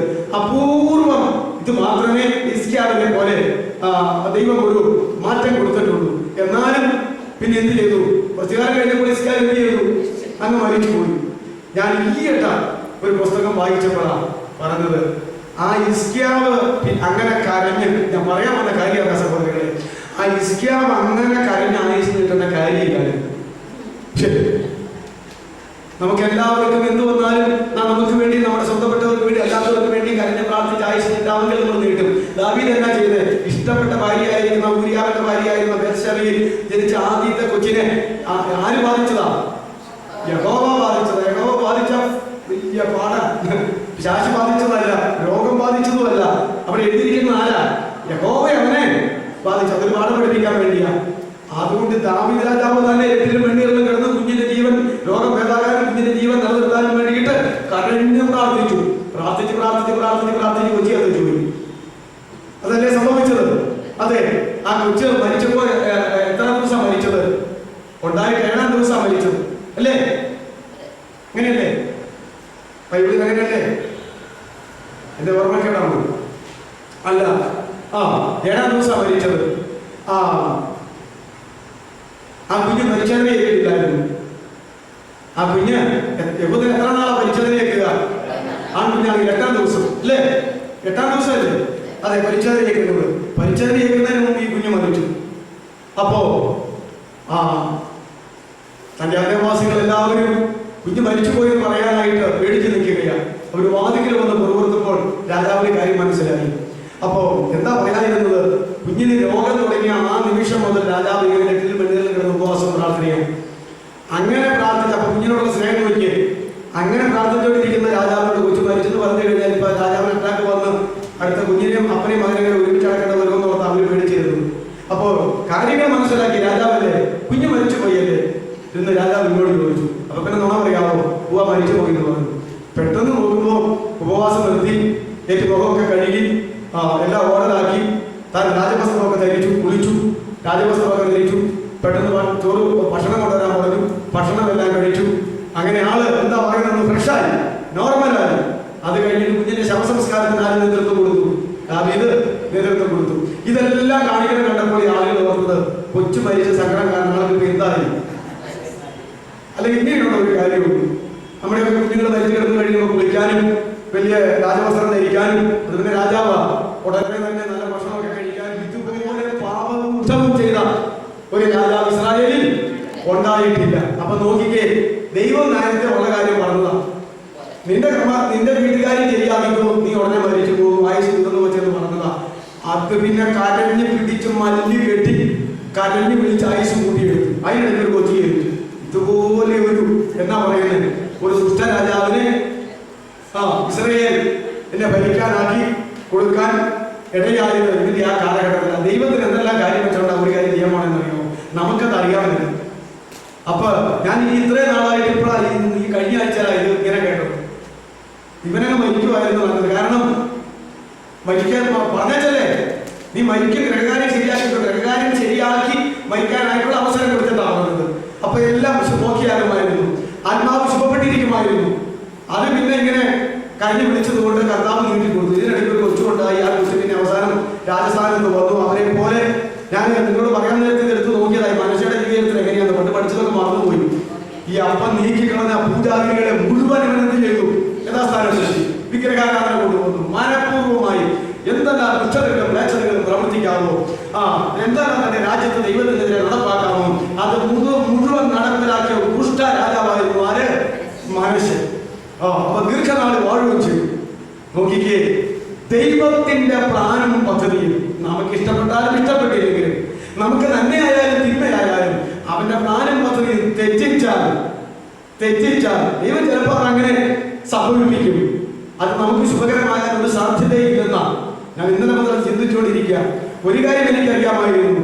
3-4 രാജാക്കന്മാർ വന്ന് വിലയാറിനോട് പറഞ്ഞു, ഈ ഇസ്രായേൽക്കാരെ ശപിച്ച് തകർക്കണം, അല്ലെങ്കിൽ ഞങ്ങൾക്ക് ജയിക്കാൻ പറ്റൂല എന്ന് പറഞ്ഞ് സമ്മാനം കൊടുത്തപ്പോൾ ബിലിയാം പ്രവാചകൻ ആരോട് ഞാൻ ദൈവത്തോട് ആരോട് ചോദിക്കട്ടെ? ഉടനെ രാജാക്കന്മാർ വന്നു സമ്മാനങ്ങളുമായിട്ട്. ദൈവമേ, ഞാൻ എന്നാ ചെയ്യണേ? ഇസ്രായേലിനെതിരായി പോയി ശപിക്കാൻ പോകണോ എന്ന് ചോദിച്ചു.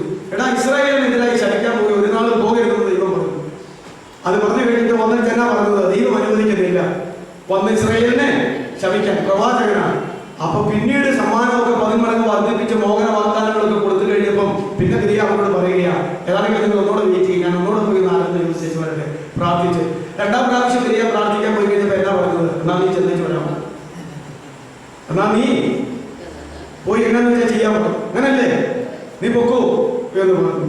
ഇതിലേതാ ദൈവഹിതം? 2 ഒരാളാ പറഞ്ഞത്, ദൈവമാണ് പറഞ്ഞു. ആദ്യം പോകരുതെന്ന് പറഞ്ഞതും ദൈവം, രണ്ടാമത് പൊക്കളാ പറഞ്ഞതും ദൈവമാണ്. ദൈവത്തിന്റെ സ്വഭാവം നിങ്ങളെ മനസ്സിലാക്കാൻ വേണ്ടി ഞാൻ പറഞ്ഞത്. ദൈവം തന്റെ ഹിതം ആദ്യം ശാന്തമായ സ്വരത്തിൽ നമ്മെ അറിയിക്കും. അനുസരിച്ചാൽ നല്ലത്.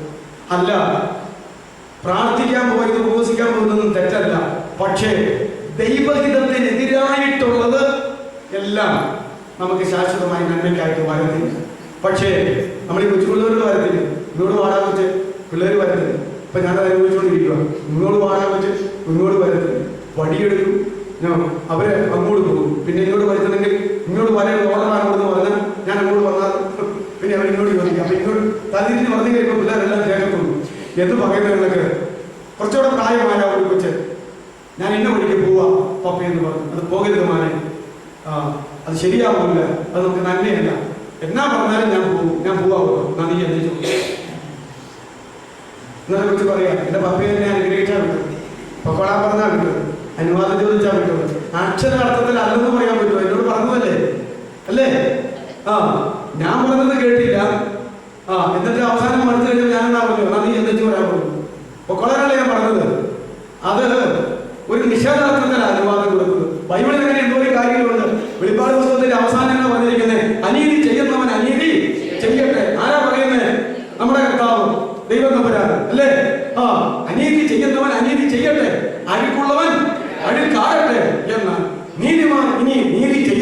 വിശുദ്ധൻ ഇനി തന്നെ വിശദീകരിക്കട്ടെ എന്നായി പറഞ്ഞതിന്റെ അർത്ഥം. അനീതി ചെയ്യുന്നവൻ മടുക്കാത്തവൻ പറയുക ചുമ്മാതെ ഒന്നുമല്ല, ഒടയതമ്പരാന്റെ കൽപ്പന അനുസരിച്ച് അനീതി ചെയ്യണം. ശരിയല്ലേ?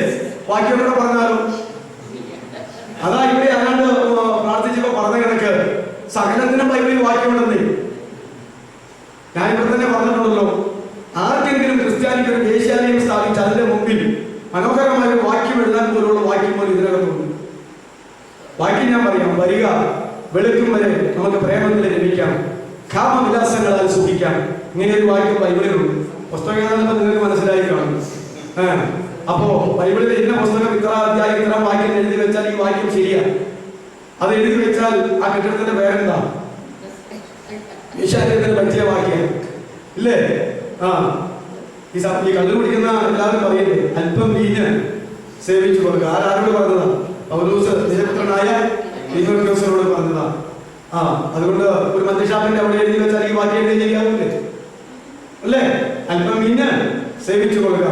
നിന്റെ അജീർണത നിമിത്തം വെള്ളം മാത്രം കുടിക്കാതെ മോനെ അല്പം വീഞ്ഞും കൂടെ സേവിച്ചു കൊടുക്കുക. അജീർണത എന്ന് പറഞ്ഞാൽ ആയുർവേദത്തിലെ പേരാ. ഇതിനകത്ത് അൾസർ, അലോപ്പതിയില് അൾസർ. ഇപ്പൊ കാര്യം മനസ്സിലായില്ലേ? ഇതിന്റെ അൾസർ കാരണം പച്ചവെള്ളം മാത്രം കുടിക്കാതെ പ്രാർത്ഥനീയ ഉപവാസമാണ്. അല്പം വീഞ്ഞ് കുടിച്ച് മത്തനാകുന്ന കാര്യമല്ല. ഭക്ഷണത്തിന് പോലും ഒരു യഹൂദന് കഴിക്കേണ്ട വീഞ്ഞിന്റെ അളവാര് കഴിക്കുന്നില്ല. ഭക്ഷണമായി ഈ കാനാവിലെ കല്യാണത്തിന് കർത്താവിനതാക്കി കൊടുത്തത് വെള്ളത്തെ വീഞ്ഞാക്കി കൊടുത്തു. വീഞ്ഞൊരു ഭക്ഷണ പാനീയത്തിൽപ്പെട്ടതാണ്. അത് അനുവദനീയമാണ്. അതുപോലും ആരും കുടിക്കുന്നില്ല. തീമോഥെയോസ് കുടിക്കുന്നില്ല. അജീർണത അൾസറുമുണ്ട്. അതുകൊണ്ട് പൗലോസ് ഉപദേശം കൊടുത്തു, പച്ചവെള്ളം മാത്രം കുടിക്കാതെ അല്പം വീഞ്ഞെടുത്ത് കുടിക്കുമോനെ എന്ന് പറഞ്ഞു കൊടുത്തതാ. ആ വാക്യം എടുത്ത് എന്തോരം ആളുകൾ മദ്യപാന്മാർ എന്നോട് പറഞ്ഞിട്ടുണ്ട്.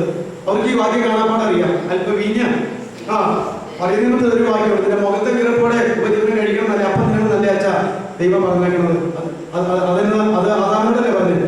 അതുകൊണ്ട് തന്നെ പനങ്കരടി നിന്നവരുടെ മുഖത്ത് വേർപ്പോട് ഞങ്ങൾ കഴിക്കുന്നത് എന്ന് ചോദിച്ചു കഴിഞ്ഞപ്പോ മുഖത്ത് ഇപ്പൊ നിങ്ങൾക്ക് കാര്യം മനസ്സിലായില്ല ഈ വചനം കൊണ്ട് പോകുന്ന പോക്ക്. അതുകൊണ്ട് ഇനിയൊക്കെ പോകാനായിട്ട് സാധ്യതയുണ്ട്. ഞാൻ പറഞ്ഞത് ബിലിയാമിന്റെ കാര്യമാണ്. എന്നാൽ പൊക്കോളാൻ പറഞ്ഞു. ആ പോക്ക് കൊണ്ട് എന്ത് സംഭവിച്ചു? ബിലിയാമിന്റെ പ്രവാചകത്വം നഷ്ടപ്പെട്ടു. അവൻ കള്ളപ്രവാചകനായി ഇല്ലേ? പോയ പോക്കിന് കഴുതിയെ കൊണ്ട് അവനെ മര്യാദ പഠിപ്പിക്കേണ്ട വന്നു ഇല്ലേ? അങ്ങനെ അവസാനം അവൻ ശത്രുക്കളുടെ കൂടെ അവനൊരു നല്ല അന്ത്യം അവൻ ഉണ്ടായില്ല. അതങ്ങനെ തകർന്നു പോയി. ഞാൻ പറഞ്ഞത് ദൈവത്തിന്റെ പ്ലാനും പദ്ധതിക്കും ഇടയ്ക്ക് ആരും ഒന്നും ചെയ്യരുത്. മന്നയാണ് തിന്മയാണെന്നൊക്കെ പറഞ്ഞാലും സാറയോട് അബ്രാഹാമിനോട് ദൈവം പറഞ്ഞു, അബ്രാഹാമേ നിനക്കൊരു കുഞ്ഞുണ്ടാകും, സാറയെ നിനക്കൊരു കുഞ്ഞുണ്ടാകും. സാറയോട് പറഞ്ഞു നിന്റെ ഭർത്താവായ അബ്രാഹാമിൽ നിന്ന് തന്നെയാണ് ഉണ്ടാകുന്നത്. അബ്രാഹാമിനോട് പറഞ്ഞു നിന്റെ ഭാര്യയായ സാറയിൽ നിന്ന് തന്നെയാണ് ഉണ്ടാകുന്നത്. 25-ാമത്തെ വയസ്സിൽ പറഞ്ഞതാ. 25 കൊല്ലം കാത്തിരിക്കേണ്ട വന്നു. അബ്രാഹാമിന് 100-ാമത്തെ വയസ്സിലും സാറയ്ക്ക് 90-ാമത്തെ വയസ്സിലുമാണ് ഇസ്ലാം ഉണ്ടായത്. ഇതിനിടയ്ക്ക് സാറാവിന് ഒരു ഐഡിയ കൊണ്ടുവന്നു, നമുക്ക് കൊച്ചുണ്ടാകുമെന്ന് പറഞ്ഞു. ഏതാണ്ട് ഇപ്പം 10-15 കൊല്ലമായി ഇതുവരെ ഉണ്ടായിട്ടുമില്ല. ഞാൻ പറഞ്ഞല്ലോ 25 കൊല്ലം കഴിഞ്ഞാൽ ഉണ്ടായെന്ന്. അപ്പോ എന്താ ഈ പറഞ്ഞത്? കൊച്ചുണ്ടാവുമെന്ന് പറഞ്ഞത് എങ്ങനെയാണെന്ന് പറഞ്ഞില്ലല്ലോ. അപ്പൊ അതുകൊണ്ട് എനിക്കൊരു ഐഡിയ ഈ രാത്രി തോന്നി, എന്നെ കൊണ്ടായിരിക്കുന്നില്ല.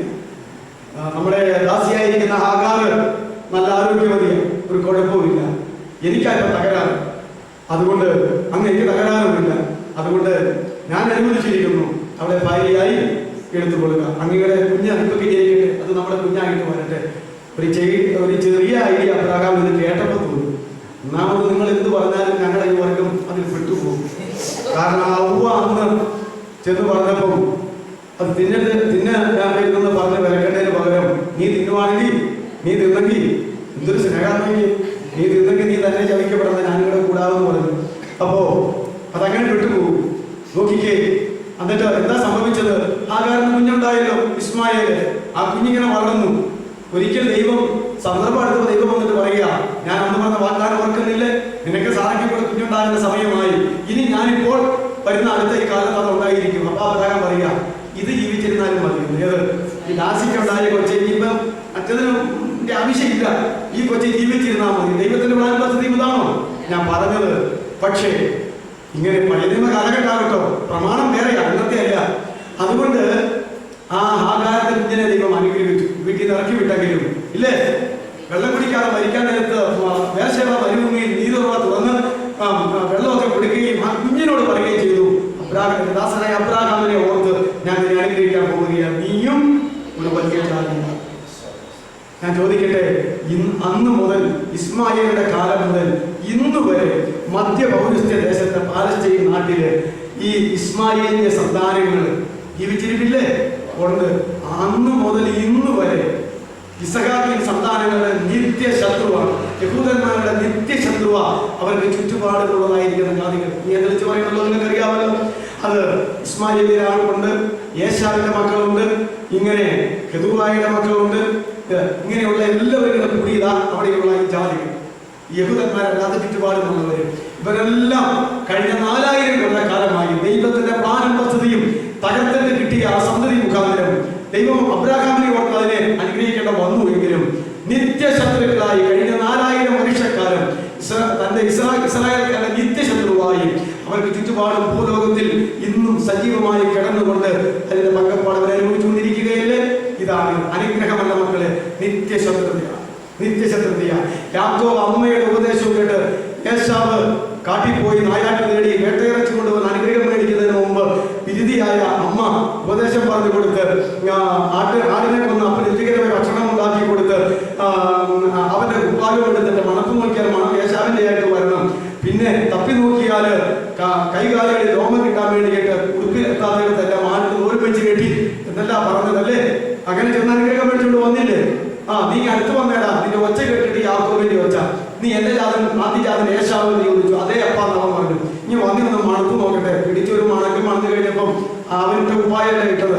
എല്ലാ അമ്മച്ചിമാർക്കും നിങ്ങളുടെ പിള്ളേരുടെ മണം അറിയാമല്ലോ, കൊച്ചനാളില് പിള്ളേരുടെ ഉപ്പായം ഇല്ലേ?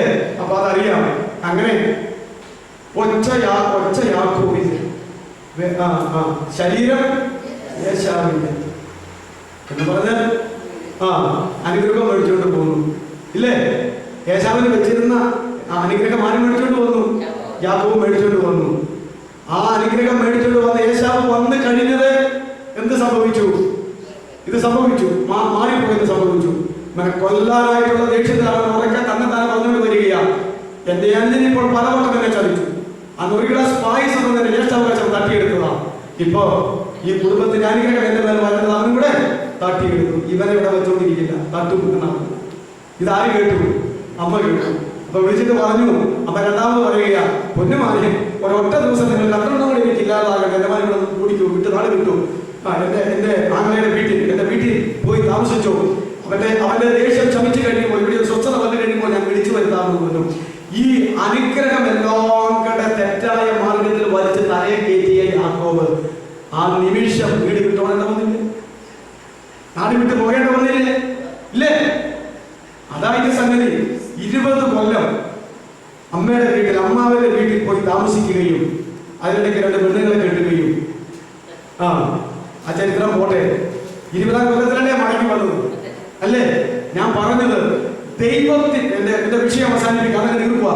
ദൈവത്തിന്റെ ഓരോ വ്യക്തിയെയും സംബന്ധിച്ച് ദൈവത്തിന്റെ പ്ലാൻ, ദൈവത്തിന്റെ പദ്ധതി, ദൈവത്തിന്റെ വചനങ്ങള് അത് അതുപോലെ നിവർത്തിക്കപ്പെടുന്നത് ഇഹത്തിലും പരത്തിലും നമുക്ക് നല്ലതാണ്.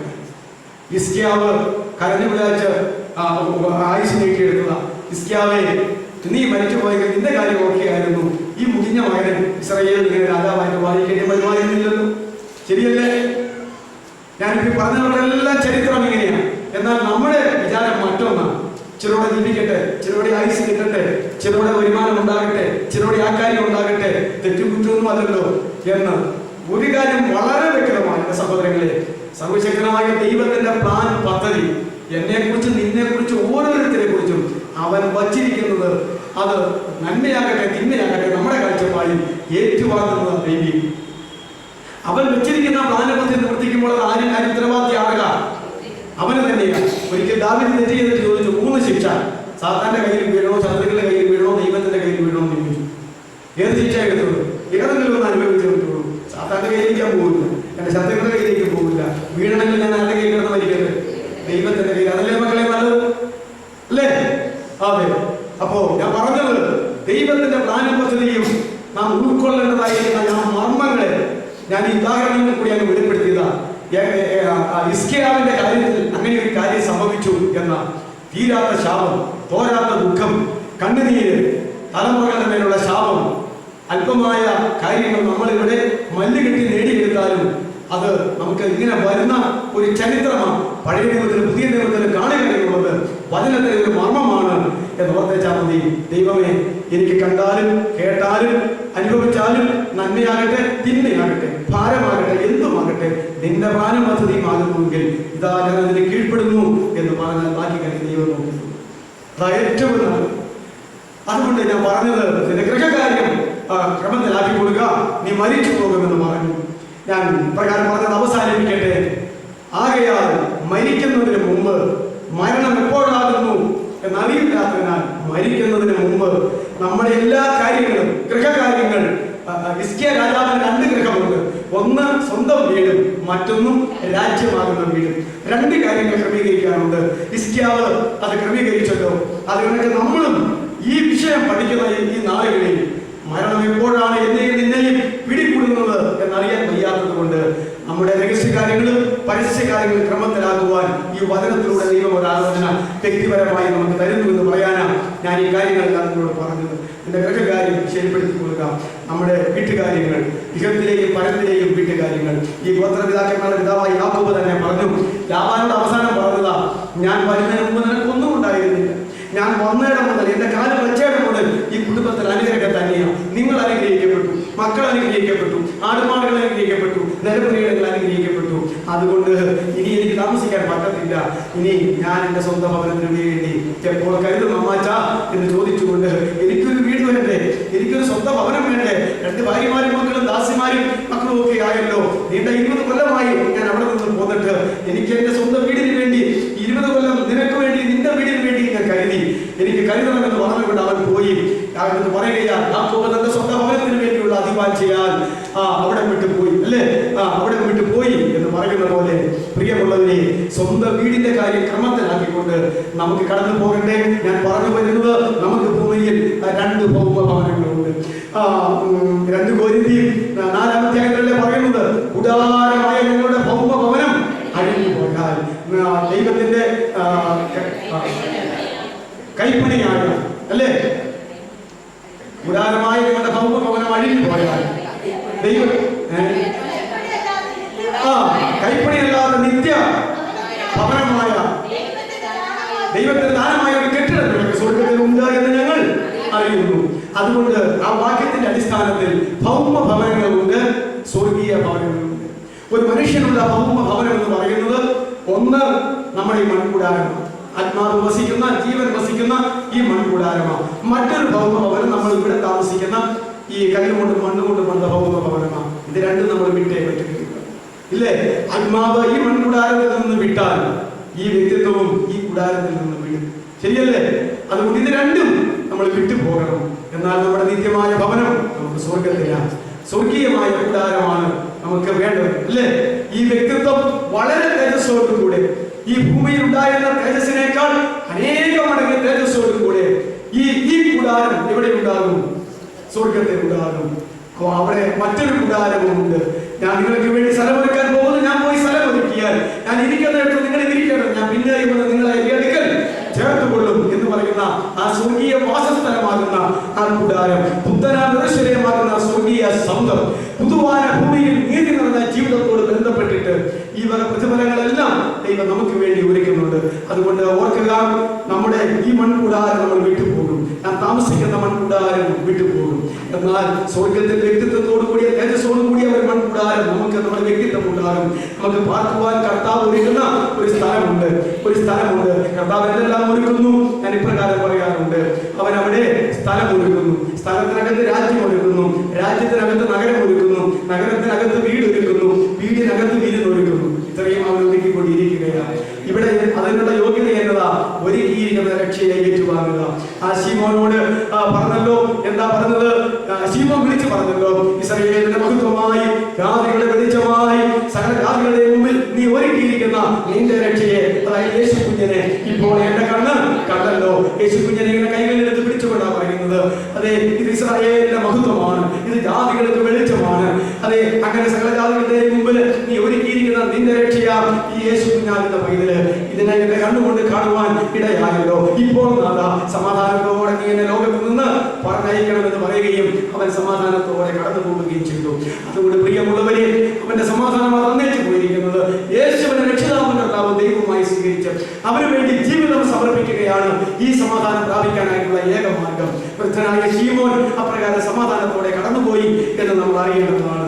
അതുകൊണ്ട് നമ്മുടെ ഗൃഹകാര്യങ്ങൾ ക്രമത്തിലാക്കണം. നമുക്കും ഒരു മരണമുണ്ട്.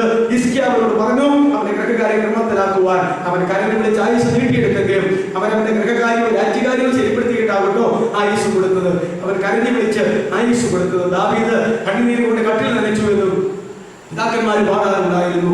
ഊരിയാവിന്റെ ബേത്ശബയെ എടുത്ത് വ്യഭിചരിക്കുകയും അതുപോലെ ഊരിയാവിനെ കൊല്ലുകയും ചെയ്ത ഒരു വ്യഭിചാരവും അങ്ങനെ തുടർന്ന് കൊലപാതകവും നടത്തിയിട്ട് പാപബോധം ഇല്ലാതിരിക്കുന്ന ദാവീദിന്റെ അടുക്കൽ നാഥാൻ പ്രവാചകൻ വന്നപ്പോൾ അനുഭവിച്ചതാണല്ലോ 51-ാം സങ്കീർത്തനം. അപ്പോൾ ദൈവം അവന്റെ പാപങ്ങളെ ക്ഷമിച്ചു കൊടുക്കുകയും അവന്റെ നഷ്ടപ്പെട്ടു പോയ രക്ഷയുടെ സന്തോഷം അവന് മടക്കി കൊടുക്കുകയും ചെയ്തു എന്ന് പറയുന്ന പോലെ തന്നെ ഹിസ്കിയാവിനും അവന്റെ അനുതാപത്താൽ അത് മടക്കി കൊടുത്തു. പഴയ നിയമ പശ്ചാത്തലത്തിൽ അത്രയും ആവശ്യമായിരുന്നു.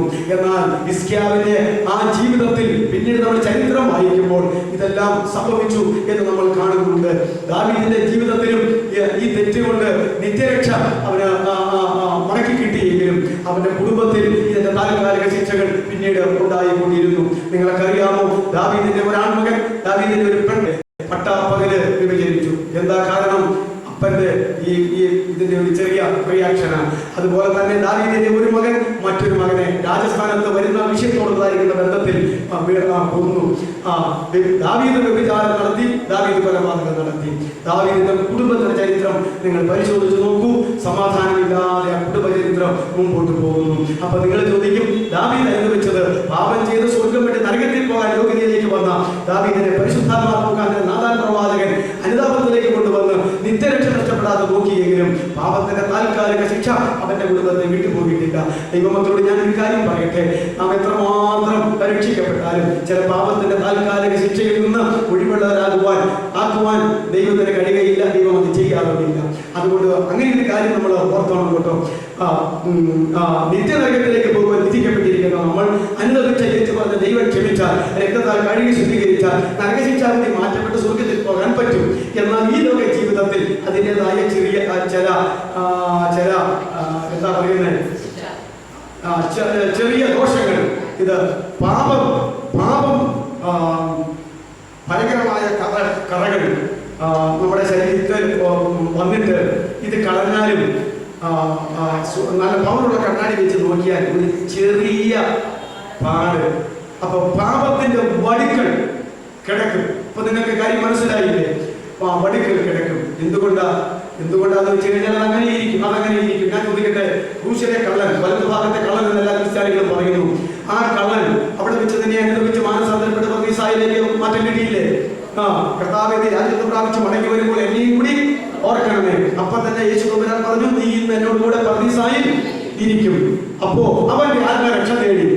എന്നാൽ അവൻ ഈ ലോകത്തിൽ ചെയ്തു പോയ തെറ്റിന് ശിക്ഷയായി റോമ ഗവൺമെന്റ് വിധിച്ച വിധിയുടെ നടത്തിപ്പ് ക്രൂശുമരണം, അതിൽ നിന്ന് കർത്താവ് രക്ഷ വിട്ടോ? എല്ലാവരും രക്ഷിക്കപ്പെട്ടല്ലോ. അതുകൊണ്ട് എന്റെ കർത്താവ് പറയുക, വിട്ടുപോട്ടെ. ആണി പറഞ്ഞ ആണി തന്നെ ഇവനെ വിട്ടുപോകുമല്ലോ. ആര് പറയാൻ പറ്റും? അവനെങ്ങനെ ഇറക്കി വിട്ടോ? ഇല്ല. പാപത്തിന്റെ നിത്യമായ ശിക്ഷാവിധി മാറ്റി ആത്മാവിനെ ആത്മരക്ഷയിലേക്ക് വഴി നടത്തിയെങ്കിലും ഈ ലോകത്ത് ചെയ്ത പാപത്തിന്റെ ഫലമായി രാജ്യം വിധിച്ച തെറ്റിനെ ആരംഗീകരിച്ചു, ശിക്ഷ ആരും തന്നെ അംഗീകരിച്ചു. അത് നീ എന്നെ മോൻ അനുഭവിച്ചോ? കുഴപ്പമൊന്നുമില്ല. ഇനി നീ മരിച്ചാലെന്താ, ജീവിച്ചാലെന്താ? നിന്റെ ആത്മരക്ഷ ഓക്കെ ആയില്ലേ? ഓക്കെ ആയി. അപ്പോ പാപത്തിന്റെ താൽക്കാലിക ശിക്ഷകൾ ഒരുപക്ഷെ നമ്മുടെ ജീവിതത്തിൽ തുറന്നേക്കാം. ഈ വാക്യം നിങ്ങൾ ഓർക്കുന്നുണ്ടല്ലോ, ആരും ദൈവത്തെ പരിഹസിക്കരുത്. മനുഷ്യൻ വിതയ്ക്കുന്നത് തന്നെ കൊയ്യും. നമ്മളൊക്കെ ഭയങ്കരമായ പാപത്തിലായിരുന്നപ്പോൾ, പാപത്തിന്റെ പ്രവൃത്തിയിലായിരുന്നപ്പോൾ, രഹസ്യ ജീവിതത്തിലും പരസ്യ ജീവിതത്തിലുമായിരുന്ന കാലഘട്ടങ്ങളിൽ ഒക്കെ നമുക്കുണ്ടായ മക്കളിൽ ഈ പാരമ്പര്യമായ സ്വഭാവങ്ങൾ, മാതാവിന്റെയും പിതാവിന്റെയും കുടുംബത്തിന്റെയും പാരമ്പര്യമായ സ്വഭാവങ്ങളൊക്കെ വരുമ്പോൾ ഇപ്പൊ നമ്മൾ രക്ഷിക്കപ്പെട്ട ദൈവഭാഗത്ത് വന്നാലും ഈ വിത്ത് വിതച്ചത് ഉയർന്നിരിക്കാൻ പറ്റത്തില്ലല്ലോ. പിന്നെ കണ്ണുനീരോടെ പ്രാർത്ഥിക്കുകയല്ലാതെ ബാക്കി നമുക്കൊന്നും അറിയത്തില്ല. നിങ്ങൾ ആരും എന്നെ ചൊല്ലി കരയേണ്ട, നിങ്ങളെയും നിങ്ങളുടെ മക്കളെയും ചൊല്ലി കരഞ്ഞാൽ മതിയെന്ന് അന്ന് യേശു തമ്പുരാൻ ആ ദുഃഖവെള്ളിയാഴ്ചയാണെങ്കിൽ അന്ന് പറഞ്ഞതാ. തന്റെ പിന്നാലെ വരുന്ന കരഞ്ഞുകൊണ്ട് വന്ന ഇന്നും ദുഃഖവെള്ളിയാഴ്ച ഈ ആചരിക്കുമ്പോൾ ഇതിങ്ങനെ വിളിച്ചു പറയാറില്ലേ? വിളിച്ചു പറയാറുണ്ട്. പക്ഷേ എന്നെ കുറിച്ച് ആരും കരയണ്ട. ഇന്നും ദുഃഖവെള്ളി എന്ന് പറയുമ്പോൾ കർത്താവ് മരിച്ചതിന് പേര് നമ്മൾ കരയുക, കർത്താവ് മരിച്ചതിന് പേര് സന്തോഷിക്കുമല്ലാതെ ഇംഗ്ലീഷിൽ ദുഃഖവെള്ളി നല്ലല്ലോ. ഇംഗ്ലീഷിൽ എന്താ പറയുന്നത്? Good Friday. നല്ല വെള്ളിയാഴ്ച റിസൾട്ട് എടുത്ത് ഞാൻ പറയാൻ പോയത് ഒരിക്കലും അതിന് ബഹളമായി വിളിക്കാമോ? ഞാൻ പള്ളിയിൽ പ്രസംഗിച്ചത് അച്ഛനാഴ്ച ഒരെണ്ണം വിളിച്ചത് മൂച്ച് കൂടുതലാണല്ലോ. അപ്പോ ഈ ദുഃഖവെള്ളിയാഴ്ച എന്ന് തന്നെ പറയേണ്ട കാര്യമില്ല. നമ്മുടെ കർത്താവ് നമുക്ക് വേണ്ടി മരിച്ചിരിക്കും, നമുക്ക് വല്ല രക്ഷയും കിട്ടുമായിരുന്നു, നമ്മൾ ക്രിസ്ത്യാനികളാകുമായിരുന്നു. അതുകൊണ്ട് നല്ല വെള്ളിയാഴ്ച എന്ന് പറയാം. ഇംഗ്ലീഷിൽ ഗുഡ് ഫ്രൈഡേ എന്നാണ്. അതിന്റെ മലയാളത്തിൽ വെച്ച് കഴിഞ്ഞപ്പോൾ എന്താ നല്ല വെള്ളിയാഴ്ച. പക്ഷെ എഴുത്തും പറിച്ചും എങ്ങനെയാണ്? ദുഃഖവെള്ളിയാഴ്ച എന്നാണ്. അതുകൊണ്ടല്ലേ കറുത്ത കൂടി കെട്ടുന്നതും അതുപോലെ ഒരുപാട് കാര്യങ്ങൾ നമ്മളിങ്ങനെ ആചരിക്കുന്നതും. ഈ ആചരണം മരിച്ചാലും ആചരണം നമ്മൾ പോകും. അതുകൊണ്ട് പോലെ നമുക്ക് പോലെ പ്രയോജനം കിട്ടും. അതുകൊണ്ടാണ് കർത്താവ് ഉള്ള കാര്യം പറഞ്ഞത്, എന്നെ ചൊല്ലി നിങ്ങൾ ആരും കരയണ്ട. കാരണം ഇതിങ്ങനെ നടന്നില്ലെങ്കിൽ നിങ്ങൾക്കൊന്നും രക്ഷ കിട്ടൂല. അതുകൊണ്ട് എന്നെ ചൊല്ലി കരയണമെന്ന് പറഞ്ഞു കഴിഞ്ഞാൽ പിന്നെ എന്നാ ചെയ്യേണ്ടത്? സന്തോഷിച്ചാൽ മതി. കരയേണ്ടതും നിന്നെ ചൊല്ലി നിന്റെ മക്കളെ ചൊല്ലിയാണ് അതേ കർത്താവ് പറഞ്ഞേക്കുന്നത്. നമ്മൾ നമ്മളെ ചൊല്ലി കരഞ്ഞേച്ചാൽ മതി. ഒരേ നമ്മുടെ തലമുറയെ ചൊല്ലി കരഞ്ഞേച്ചാൽ മതി.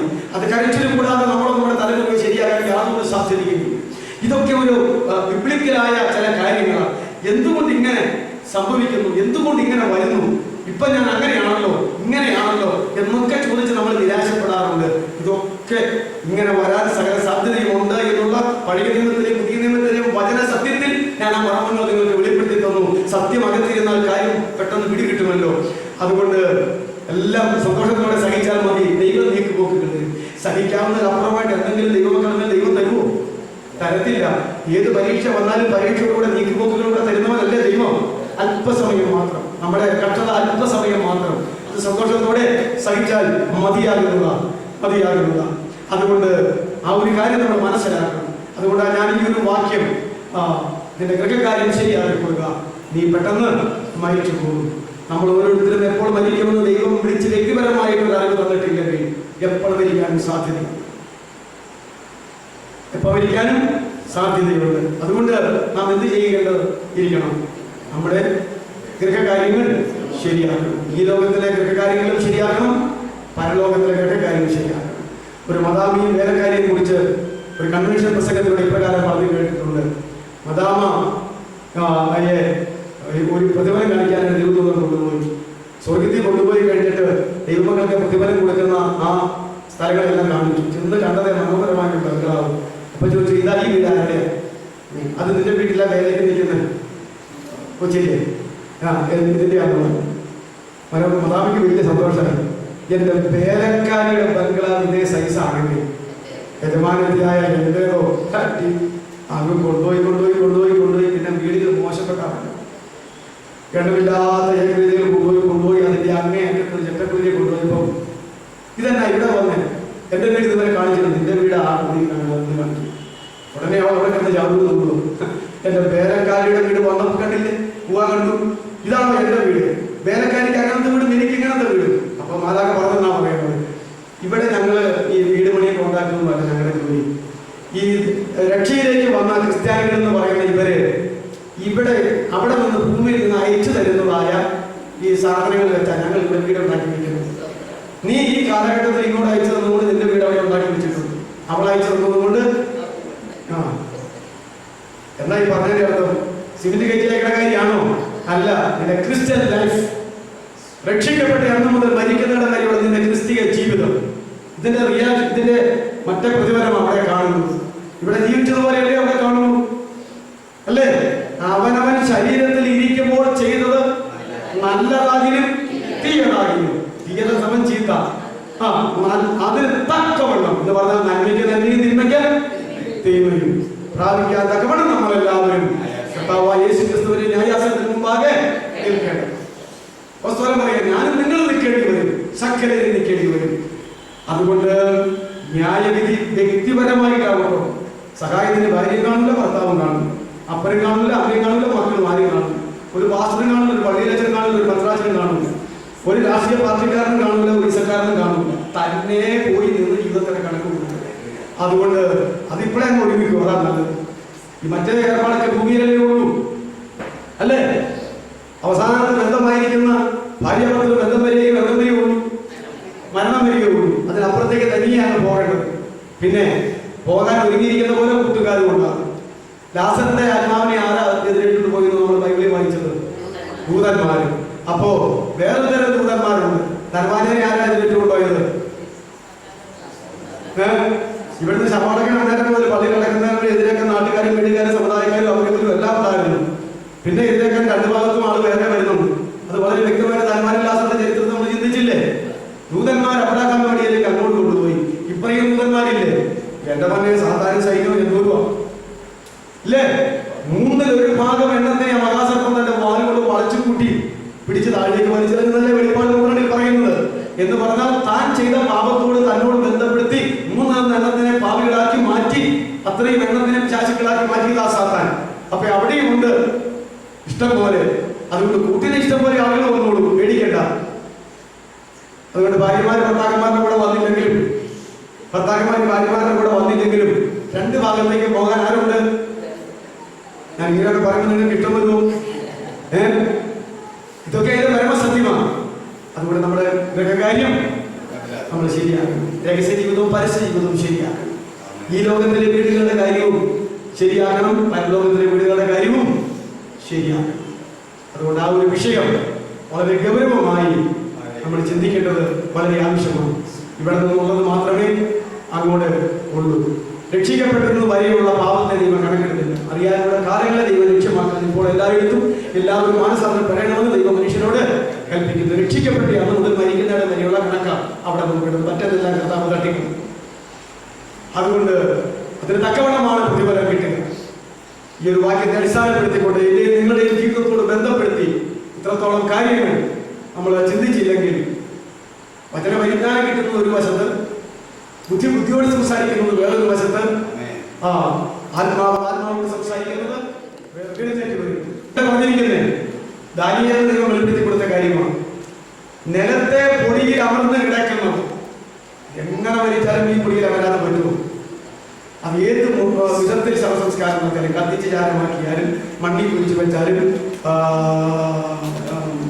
സെല്ലി ഇങ്ങനെ മനോഹരമായ തട്ടിൽ വെച്ചാലും, എവിടെ വെച്ചാലും ഇതെല്ലാം എവിടെ ആകും? ഇതിനകത്താകും.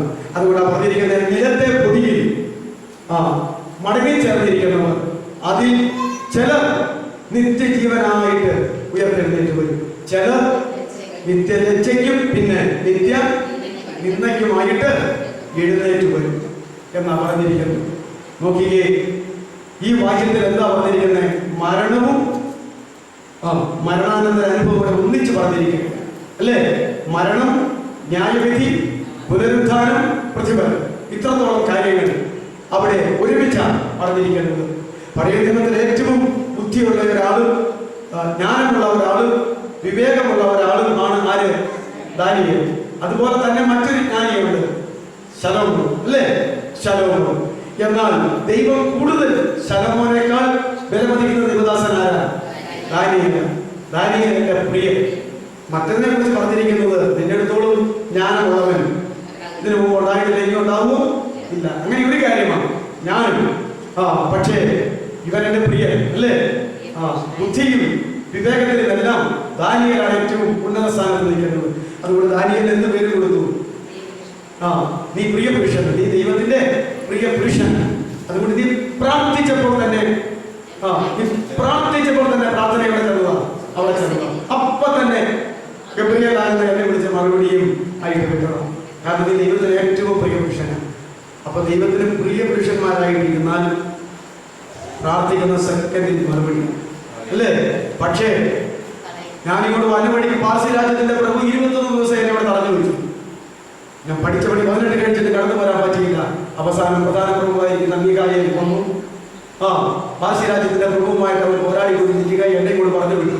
അതുകൊണ്ട് നിന്റെ പ്രാർത്ഥനയുടെ വാസം മറുപടി എന്നാ വിളിച്ചോ എന്ന് പറഞ്ഞിട്ട് അത് പറഞ്ഞു കൊടുത്തു കഴിഞ്ഞിട്ട് ഞാനിനി അങ്ങോട്ട് എന്നെ കൂടി അവനെ മുഖത്തുള്ളൂ. എന്താ പാർസി രാജ്യത്തിന്റെ പ്രഭു?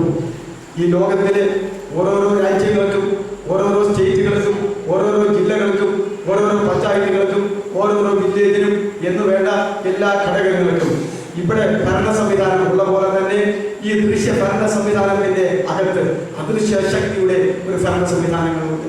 അതുകൊണ്ട് പാർശ്യ രാജ്യത്തിന്റെ പ്രഭു, പേർഷ്യ രാജ്യത്തിന്റെ കാര്യങ്ങൾ നോക്കുന്ന ഒരു അന്ധകാര ശക്തി, ഒരു മാലാഖയുണ്ട്. അവൻ എന്നെ തടഞ്ഞു നിർത്തി. ആര് തടഞ്ഞു നിർത്തി? ഗബ്രിയേൽ തടഞ്ഞു നിർത്തി. ഇപ്പൊ നീ അങ്ങ് പോകണ്ട, അങ്ങനെ പോകാൻ പറ്റത്തില്ല. ഇപ്പോ ഞാൻ ഈ മധ്യാകാശം, ഈ ശൂന്യാകാശം, ഈ ശവസംസ്കാരത്തിൽ പറഞ്ഞു കേട്ടിട്ടില്ലേ?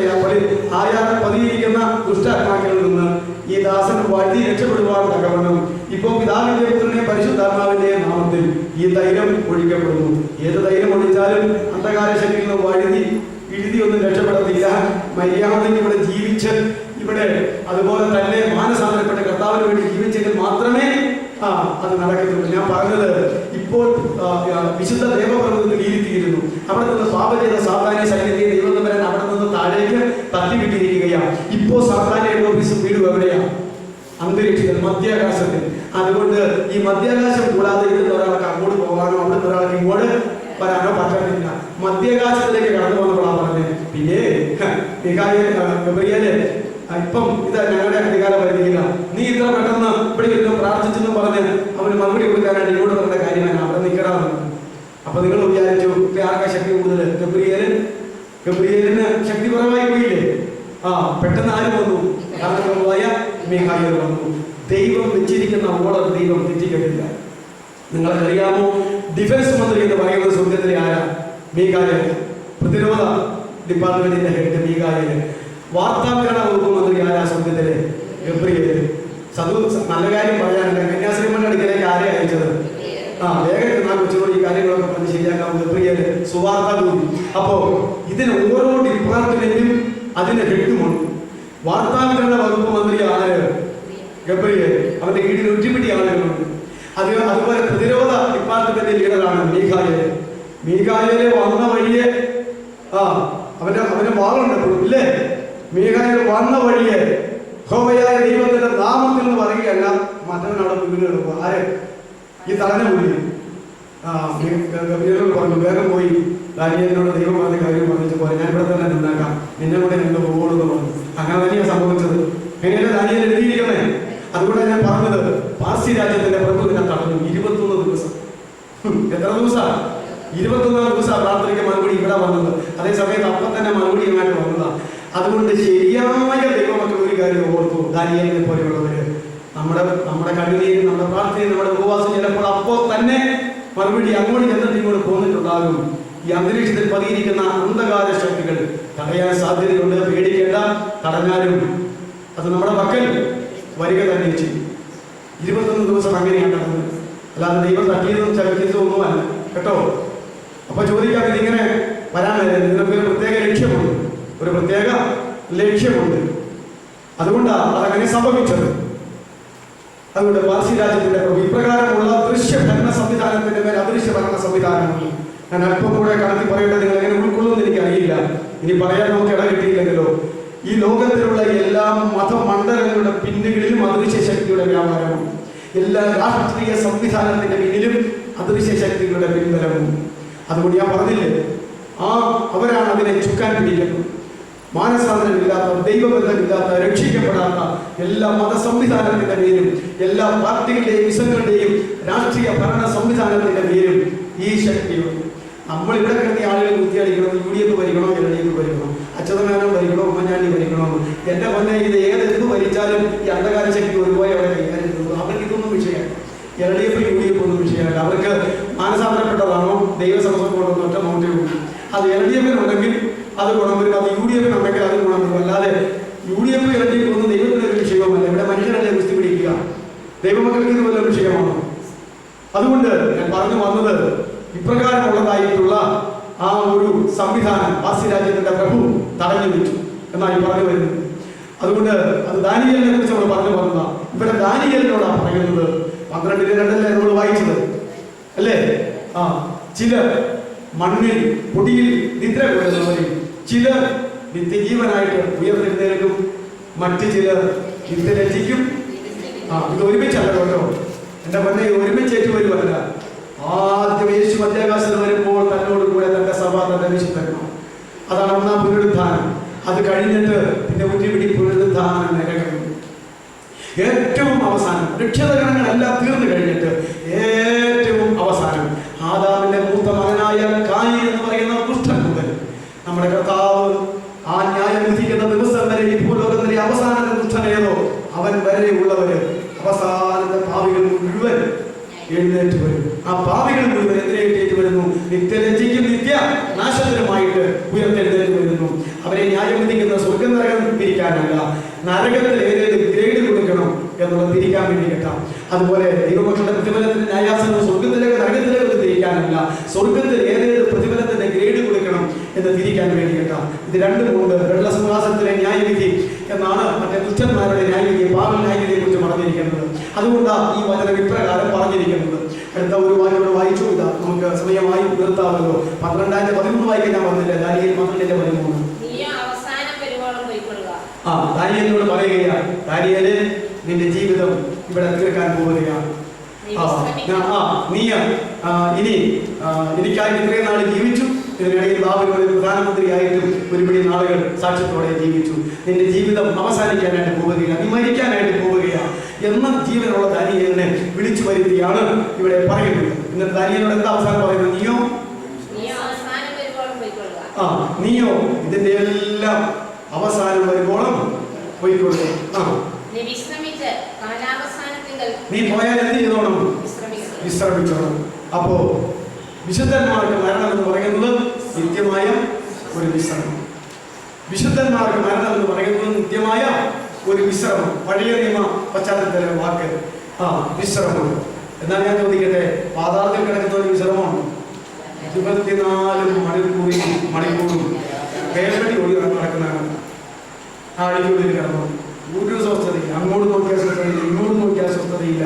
ഒന്നാമത്തെ കാര്യം എന്ന് പറഞ്ഞാൽ കർത്താവ് തന്നെ പറഞ്ഞു, അവിടുത്തെ തീ കെടുന്നില്ല, പുഴു ചാകുന്നില്ല. അതുകൊണ്ട് പിതാക്കന്മാരെഴുതി, ചാകാത്ത പുഴുവിൽ നിന്ന് കെടാത്ത തീയിൽ നിന്ന് എന്നെ രക്ഷിച്ചേക്കണമെന്ന്. അതിവിടെ വെച്ച് നോക്കാതെ അവിടെ ചെന്ന് രക്ഷിക്കാൻ പറ്റുമോ? എന്നാൽ ഈ മരിച്ചുപോയ ഇടവകയിലെ കൂട്ടുകാരായ എൻ്റെ നടത്തിയിരുന്ന പള്ളി ഇടവകക്കാർ പറഞ്ഞു, അച്ഛൻ ഞങ്ങളെ സ്വർഗത്തിൽ കയറാനാണ്. ഇടവകയിൽ ഒത്തിരി ആൾ അവിടെയുണ്ട്, യുക്തിവാദികളും നിരീശ്വരവാദികളും ഒക്കെയാണ്. എല്ലാ യാദവക്കാരാണ് നിൽക്കുന്നെങ്കിലും ഞങ്ങൾ അച്ഛ കണ്ടുപിടുത്തില്ലാത്ത കാലത്താണ് ഞങ്ങൾ നരകത്തിലേക്ക് പോകും. അവിടെയല്ലേ നിങ്ങൾ ഈ കെടാത്ത തീ ചാകാത്ത പുഴുകൊണ്ടെന്ന് പറയണത്. അത് ഞങ്ങൾ കൈകാര്യം ചെയ്തോളാം. ഞങ്ങൾ കുറെ ഫയറിക്കാൻ കൊണ്ടുപോകും. ഇവിടുന്ന് കൊണ്ടുപോയി കഴിഞ്ഞിട്ട് എല്ലാവരും കൂടി അടിച്ച് കലക്കി കെടാത്ത തീ മുഴുവൻ ഞങ്ങൾ കെടുത്തി കഴിയും. എന്നിട്ട് നരകം ഞങ്ങൾ നല്ല വാസസ്ഥലമാക്കി മാറ്റി. ചാകാത്ത പുഴു അന്നത്തെ ഈ അടിക്കണം വരുന്ന എക്കാലക്സ് എക്കോക്സ് നോക്കിയാൽ മതി. ഇപ്പം എല്ലാം ഉണ്ടാകുന്നതാണെന്ന് എനിക്കറിയില്ല. അപ്പോൾ പുഴുവിനെ കെടുത്താലേ ചാടിയിട്ട് പുഴുവെന്നൊക്കെ. അതുകൊണ്ട് ഈ എക്കാലക്സും എക്കോക്സൊക്കെ ഞങ്ങൾ വണ്ടിക്ക് അങ്ങോട്ട് കൊണ്ടുപോയിട്ട് ഈ ഇതും അപ്പം കൊണ്ടുപോകും. ഈ പുഴുവിനെ അങ്ങോട്ട് അടിച്ചങ്ങോട്ട് കൊല്ലും. അങ്ങനെ നിങ്ങൾ വേണ്ടെന്ന് പറയുന്ന ചാകാത്ത പുഴുവും കെടാത്ത തീയുമാകുന്ന നരകം ഞങ്ങൾ പറുദീസായി മാറ്റിയിട്ട് അരക്കൈ ഞങ്ങൾ അവിടെ നോക്കിക്കണം. അതുകൊണ്ട് അച്ഛൻ വെറുതെ ഞങ്ങളെ സൗകര്യം കയറ്റാൻ ശ്രമിക്കണം. നിങ്ങൾ ഇങ്ങനെ പോകാം എന്നങ്ങനെ ആഗ്രഹം പറഞ്ഞാൽ അവരെ വലിയ ചിലവുകൾ കൊടുക്കുക. കൊടുക്കേണ്ടപ്പോൾ ഒക്കെ കൊടുക്കും. എന്ത് വേണമെങ്കിലും ചെയ്തു തരും. സുവിശേഷം മാത്രം ഈ സ്വർഗ്ഗ നരകത്തെ കുറിച്ചൊന്നും പറയരുത് എന്ന് പറഞ്ഞാൽ നിരീശ്വരവാദികൾക്ക് സ്വർഗ്ഗമുണ്ടോ, നരകമുണ്ടോ, ആത്മാവുണ്ടോ, ജീവനുണ്ടോ, ജീവിതമുണ്ടോ, മതമുണ്ടോ, മഹാത്മകമുണ്ടോ? യഥാർത്ഥ നിരീശ്വരവാദികൾക്ക് അതൊന്നും ഇല്ല. യഥാർത്ഥ കമ്മ്യൂണിസ്റ്റുകാർക്കും ഇല്ല. പക്ഷെ ഇന്നുള്ളത് ഇതിനൊക്കെ നീക്കിയും ഒന്നെന്ന് പറയുകയും ചെയ്യുന്നവൻ ഒന്നുകിൽ മതമല്ല, അല്ലെങ്കിൽ കമ്മ്യൂണിസം അല്ല. ഇത് കാര്യകാലത്തിന് വേണ്ടി ഉള്ള മതമുള്ള കമ്മ്യൂണിസം ഒക്കെ ആയിരിക്കാനാണ് സാധ്യത. അപ്പോൾ ഇങ്ങനെയായിരുന്നു അതിൻ്റെ അവസ്ഥ. അതുകൊണ്ട് ഈ സംഗതികൾ ഇതുപോലെ തന്നെയുണ്ട്. സകല പാപികൾക്ക് വേണ്ടിയിട്ടുള്ള ഒരു ന്യായവിധിയുണ്ട്. തൻ്റെ പ്രിയനായിരിക്കുന്ന ദാനിയേലിനോട് പറയുക, നീ പോയി വിശ്രമിച്ചു. നീ പോയി വിശ്രമിച്ചു. നിനക്ക് വിശ്രമ ജീവിതമാണ്. മരണത്തിന് ശേഷം വിശുദ്ധന്മാർക്ക് എന്താണ് വിശ്രമ ജീവിതമാണ്. നമ്മൾ എന്തുകൊണ്ടാണ് ഇത് പോകുന്നത്? ആ നരകത്തിൽ പോയ ലാസറിന്റെ കൂടെ ഉണ്ടായിരുന്ന ധനവാന് നല്ല സ്വസ്ഥതയുണ്ടോ? അവന് വിശ്രമമില്ല. പക്ഷെ ഇത്രത്തോളം കാര്യങ്ങൾ പറഞ്ഞിട്ടും അബ്രാഹാം സംസാരിക്കുന്നതല്ലാതെ ലാസർ എന്തെങ്കിലും പറയുന്നുണ്ടോ? അതെന്തിനാ അത് ലാസറിനെ കൊണ്ട് പറയാനിരിക്കുന്നത്? ലാസർ വിശ്രമം. എന്നാൽ അതേ സമയത്ത് ഇവനോട് ഈ കാര്യങ്ങൾ പറഞ്ഞ് മനസ്സിലാക്കി കൊടുക്കണ്ടേ? അതുകൊണ്ട് അബ്രാഹാമിനെ ദൈവം അനുവദിച്ചതാ, നീ തന്നെ പറഞ്ഞു കൊടുത്തേക്കാം. നോക്കിക്കേ, അപ്പൊ പറയണമെങ്കിൽ പറയാം. ഒരു ദൈവത്തിന്റെ പ്രത്യേക സാക്ഷ്യം വേണം. ഇല്ല, വിശ്രമമാണ്. അത് നമ്മൾ ഓർത്തു പോയാൽ നീ പോയി വിശ്രമിച്ചു കൊടുക്കുക. ബാക്കി വായിച്ചേ.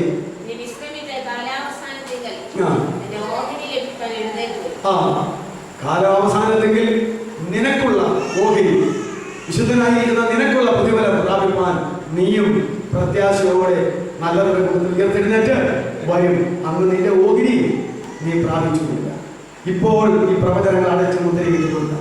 ദാനിയേൽ പ്രവചനമാണല്ലോ വെളിപ്പാട് പുസ്തകത്തിൽ യോഹന്നാൻ മുദ്ര തുറന്ന് വെളിവാക്കുന്നത്. ഇത് തമ്മിൽ വളരെ ബന്ധമുണ്ട്. ദാനിയേൽ പ്രവചനം പഠിച്ചാൽ വെളിപ്പാട് പുസ്തകം ഗ്രഹിക്കാൻ വളരെ എളുപ്പമുണ്ട്. അതുകൊണ്ട് പറയുകയാ, നീയോ ദാനിയേലെ പോയി വിശ്രമിച്ചു കൊടുക്കുക.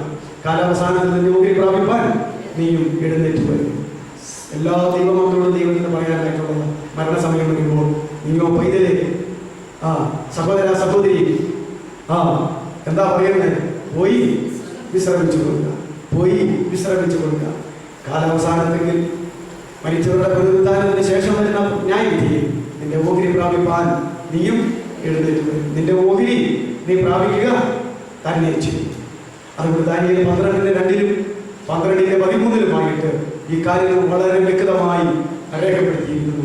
ഈ പദപ്രയോഗങ്ങൾ, ഈ വിഷയങ്ങൾ ഇതുപോലെ തന്നെ പുതിയ നിയമത്തിൽ എടുത്ത് പല സ്ഥലത്തും കുറെ കൂടെ വ്യക്തമായിട്ടും ശക്തമായിട്ടും പറഞ്ഞിട്ടുണ്ട്. ദൈവകൃപ ചെയ്താൽ അത് അടുത്ത ദിവസം നമുക്ക് ചിന്തിക്കാം.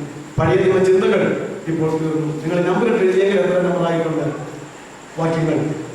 ഇന്ന് തന്നെ യോബ് 12:10 ജീവന്റെയും മരണത്തിന്റെയും അധികാരി ദൈവമാകുന്നു എന്നുള്ളതിനെ സംബന്ധിച്ചും 2 രാജാവ് 20:1 ഹിസ്കിയാ രാജാവിനോട് പറഞ്ഞു, ഗ്രഹകാര്യം ശരിയാക്കി കൊടുക്കുക, നീ മരിച്ചു പോകും എന്ന് പറഞ്ഞ വാക്യങ്ങളും ദാനിയേലിന്റെ 12:2 12:13 4 വാക്യങ്ങൾ അല്ലേ? 4 വാക്യങ്ങളാണ് നമ്മൾ എടുത്തെന്ന് പറഞ്ഞത്. അപ്പൊ എത്രയായി എണ്ണം എഴുതിയവര്? പഴയ നിയമത്തിന്റെ മൊത്തം നോക്കുമ്പോൾ കഴിഞ്ഞ ദിവസത്തെ 10 ഇത്രയെങ്കിലും ആകട്ടെ. വിഷയങ്ങൾ മുഴുവൻ വന്നിട്ടുണ്ട്. ഞാൻ കാര്യം 12:2 ഒരു നമ്പറായിട്ടും 10ഉം 2 എഴുതിയിരിക്കുന്നത്. ഇങ്ങനെ വ്യത്യാസം വരും. അതുകൊണ്ട് കുഴപ്പമില്ല. ആ വിഷയങ്ങളെല്ലാം വന്നിട്ടുണ്ട്. ബൈബിളിൽ പഴയ നിയമത്തിലെ മരണത്തോടുള്ളതായിരിക്കുന്ന ബന്ധത്തിൽ നമുക്ക് നമ്മുടെ ബുദ്ധിക്ക് ജ്ഞാനത്തിനും നമുക്ക് ഓരോരുത്തർക്കുള്ള ദൈവകൃപയ്ക്കും അനുസരിച്ച് ഇത്രത്തോളം വാക്യങ്ങൾ ചിന്തിച്ചാൽ മതി. ഒരുപിടി കാര്യങ്ങൾ പിന്നെ ചിന്തിക്കേണ്ടത് ഇല്ല.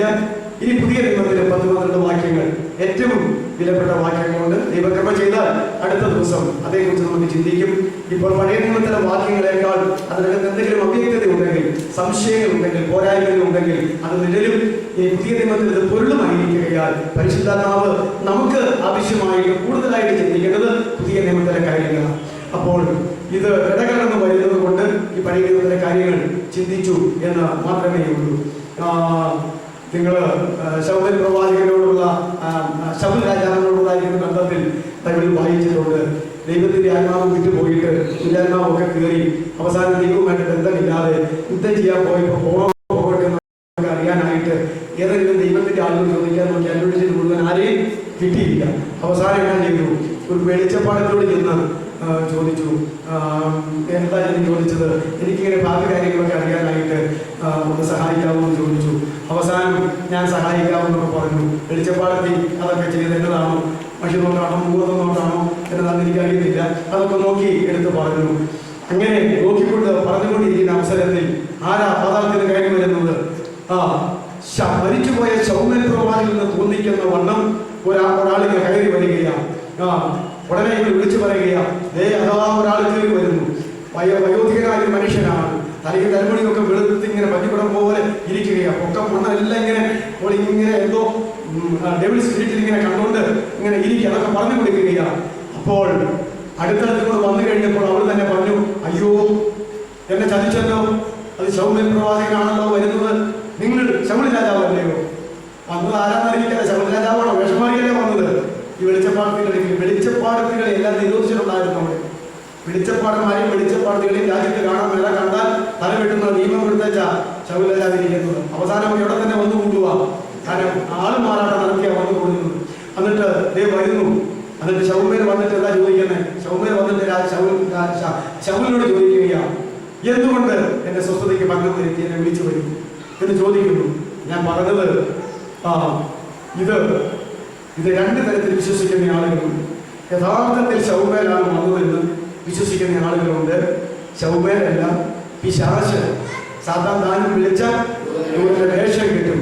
വിളിച്ചു വരുത്തിയത് ആരാ? ദൈവവുമല്ലോ, വെളിച്ചപ്പാടത്തിയല്ലേ. ഈ ലോകത്തിലെ ഒരു വെളിച്ചപ്പാടത്തി തന്റെ ആത്മാവിനെ വിളിച്ചാൽ ഇങ്ങോട്ട് വരാൻ കിടക്കണോ? വിശുദ്ധന്മാരുടെ ആത്മാക്കൾ എന്താ പോലെ അത് വേഷം കെട്ടിയതാണ്.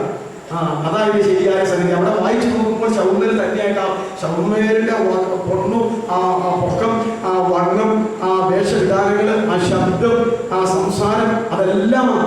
കാരണം ഈ ശൗമേൽ എങ്ങനെയാണ് ഈ ലോകത്തിൽ നിന്ന് വലിച്ചു മാറ്റപ്പെട്ടു പോയെന്ന് രാജ്യങ്ങൾക്ക് അറിയാൻ പറ്റും. അതേ വേഷത്തിൽ വന്നുകൊണ്ട് അഭിനയിക്കുകയാണ്. ഇവനിൽ എന്നാ ഉള്ളത്? ശൗൽ രാജാവിന് ഇപ്പൊ എന്നാ ഉള്ളത്? ദുരാത്മാവ്. അതുകൊണ്ടല്ലേ വെളിച്ചപ്പാടത്തിൽ ഒരിക്കൽ വന്നത്. അപ്പോ ഇവന് വഞ്ചിക്കുന്ന ആത്മാവാണ്. എന്നിട്ട് വന്നു കൊടുത്തു. ഞാൻ പറഞ്ഞു വന്നത്, ഈ സാധാരണ ഒരു മർമ്മം പഠിപ്പിച്ചു കൊടുത്തു. എന്തിനാണ് എന്നെ വിളിച്ചു വരുന്നത്? മരിച്ചുപോയ എന്റെ സ്വസ്ഥതയ്ക്ക് നീ ഭംഗം വരുത്തിയില്ലേ?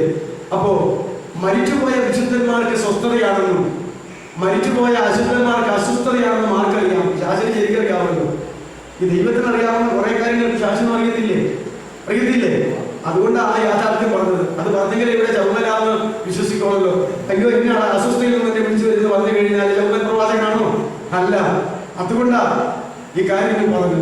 ഇവർക്ക് മനസ്സിലായി അത് ശൗമൻ പ്രവാചകനാണല്ലോ, നീ ശൗൽ രാജാവല്ലേ എന്നൊക്കെ ഇങ്ങനെ ചോദിക്കുന്നത്. അത് വേഷം കെട്ടി വന്നതാണ്. എന്നിട്ട് ആ കാര്യങ്ങൾ അങ്ങനെ അവസാനം ഞാൻ പറഞ്ഞത്, മരിച്ചുപോയ വിശുദ്ധന്മാർക്ക് സ്വസ്ഥതയാണെന്ന് പിശാചികൾക്ക് അറിയാവുന്നതാണ്. ഒരു വെളിച്ചപ്പാട് നേരെ പൗലോസ് അപ്പോസ്തലന്റെ മിഷണറി യാത്രയിൽ എത്ര ദിവസമാണ് പറഞ്ഞത്? ഇവരൊക്കെ അത്യുന്നതനായ ദൈവത്തിന്റെ ദാസന്മാർ, രക്ഷാമാർഗം നിങ്ങളോട് അറിയിക്കണം പറഞ്ഞത് ശരിയല്ലേ? ശീലാസും പൗലോസും അത്യുന്നതനായ ദൈവത്തിന്റെ ദാസന്മാരാണെങ്കിൽ രക്ഷയെക്കുറിച്ചുള്ള മാർഗങ്ങൾ നിങ്ങളോട് പ്രസംഗിക്കാൻ വന്നിരിക്കുന്ന ദൈവത്തിന്റെ ദാസന്മാരാണ്. പറഞ്ഞത് ശരിയാണ്. പക്ഷേ നല്ലയാണോ പറഞ്ഞത്? അപ്പം ഇതൊക്കെ അറിയാം. നാം ആരാണെന്ന് ഞാൻ ആരാണെന്ന് ദൈവത്തിന് പിന്നെ അറിയാവുന്ന ആളാണ് വിശ്വാസം. പിന്നെ അറിയാവുന്ന ആളാണ് എന്റെ ഭാര്യ വഴിയിൽപ്പെട്ടു. അവൾ വിചാരിക്കുന്നത് പിന്നെ അറിയാവുന്ന ആൾ ഞാനാണ്. അവർക്ക് ഒരു മണ്ണാങ്കട്ടി അറിയാവുന്നതായിരുന്നു. പിന്നെ അറിയാവുന്ന ആൾ ഞാൻ തന്നെ. ഒന്നാമത് എന്നെ കുറിച്ച് നന്നായിട്ട് അറിയാവുന്ന ആള് ദൈവം. പിന്നെ അറിയാവുന്ന ആള് പിശാച്. പിന്നെ അറിയാവുന്നത് ഞാൻ. എനിക്കൊരു പാപത്തെ കുറിച്ചും ഇപ്പോൾ ബോധമില്ലെങ്കിലും ഞാൻ അതിനാൽ നീതിമാനെന്ന് വരത്തില്ലെന്ന് ആരാ പറഞ്ഞു? പൗലോസ്. ഒരു പാപത്തെ കുറിച്ച് പൗലോസിന് അപ്പോൾ എന്തില്ല?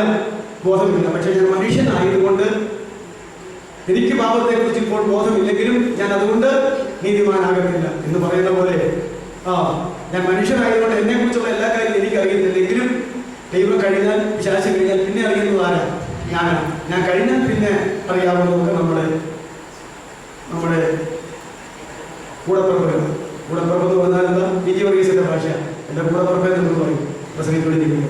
ഭാര്യമാരും ഭർത്താക്കന്മാരും അല്ലേ? എന്നാൽ ഇതാത്തൊരു അറിയാൻ എന്റെ ഹൃദയം വായിക്കാൻ നമുക്കറിയാം. അഥവാ അറിയാമെങ്കിൽ അവരുടെ കൂടെ കിടക്കും. അത് മനസ്സിലായില്ല. അവരുടെ ഹൃദയം എനിക്കറിയാവും. അറിയാമെങ്കിൽ ഞാൻ അവരുടെ കൂടെ കഴിയുമോ? ഈ അകത്തിരിക്കുന്നതെല്ലാം പുറത്ത് കാണുന്ന പോലെ സ്കാനിങ് പോലെ വല്ല പരിപാടി ഈ ആത്മീയത്തിൽ ഉണ്ടായിരുന്നെങ്കിൽ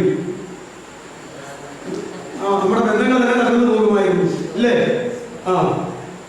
ഭാരപ്രായ എന്ന് പറയുന്ന യാക്കോബായ സുറിയാനി സഭയിലെ ആദ്യകാലത്തെ ഒരു വലിയ പണ്ഡിതൻ ഭാരപ്രായ.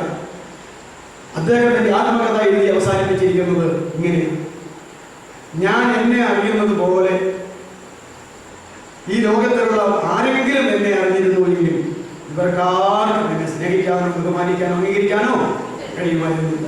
ഞാൻ എന്നെ അറിയുന്ന പോലെ ഇവർ അറിയാതിരുന്നതുകൊണ്ട് ഇവരെല്ലാം എന്നെ ഏറെ സ്നേഹിച്ചു, ഏറെ ബഹുമാനിച്ചു, ഏറെ ആദരിച്ചു. IPC സഭയുടെ സ്ഥാപകനായിരിക്കുന്ന പാസ്റ്റർ K. എബ്രഹാം തന്റെ ആത്മകഥ കഥനം എന്ന് പറയുന്ന പുസ്തകത്തിന്റെ അവസാനത്തിലും എഴുതിയിരിക്കുന്നത് ഈ വാദിക്കുന്നു: പുരാതന യാക്കോബായ സഭയുടെ പിതാവായിരിക്കുന്ന ഭാരതരായ പറഞ്ഞതുപോലെ ഞാനും ഒരു വാചകം പറഞ്ഞ് ഈ പുസ്തകം അവസാനിപ്പിക്കുന്നു.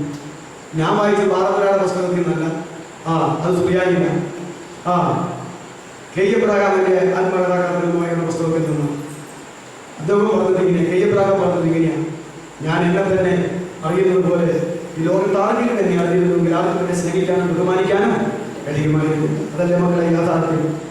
അതുകൊണ്ട് വെളിപ്പെട്ടു വരുന്നതെല്ലാം ദൈവം വെളിപ്പെടുത്തി തരുന്നതും മറഞ്ഞിരിക്കുന്നതെല്ലാം ദൈവം മറച്ചു വെച്ചിരിക്കുന്നതുമോ അതൊക്കെ അങ്ങനെ തന്നെ ഇരുന്നോട്ടെ. രണ്ടും നമ്മുടെ നന്മയ്ക്ക് വേണ്ടി കേട്ടാം. എന്നാൽ ദൈവത്തോട് നന്ദിയുള്ളവരായി ദൈവം നമ്മെ അറിയുന്ന പോലെ അവന്റെ മുന്നിൽ ക്രിസ്തീയ ജീവിതത്തിന്റെ പ്രാഗൽഭ്യമുള്ളവരായി ജീവിപ്പാൻ ദൈവമായ കർത്താവ് നമ്മെ സഹായിക്കട്ടെ.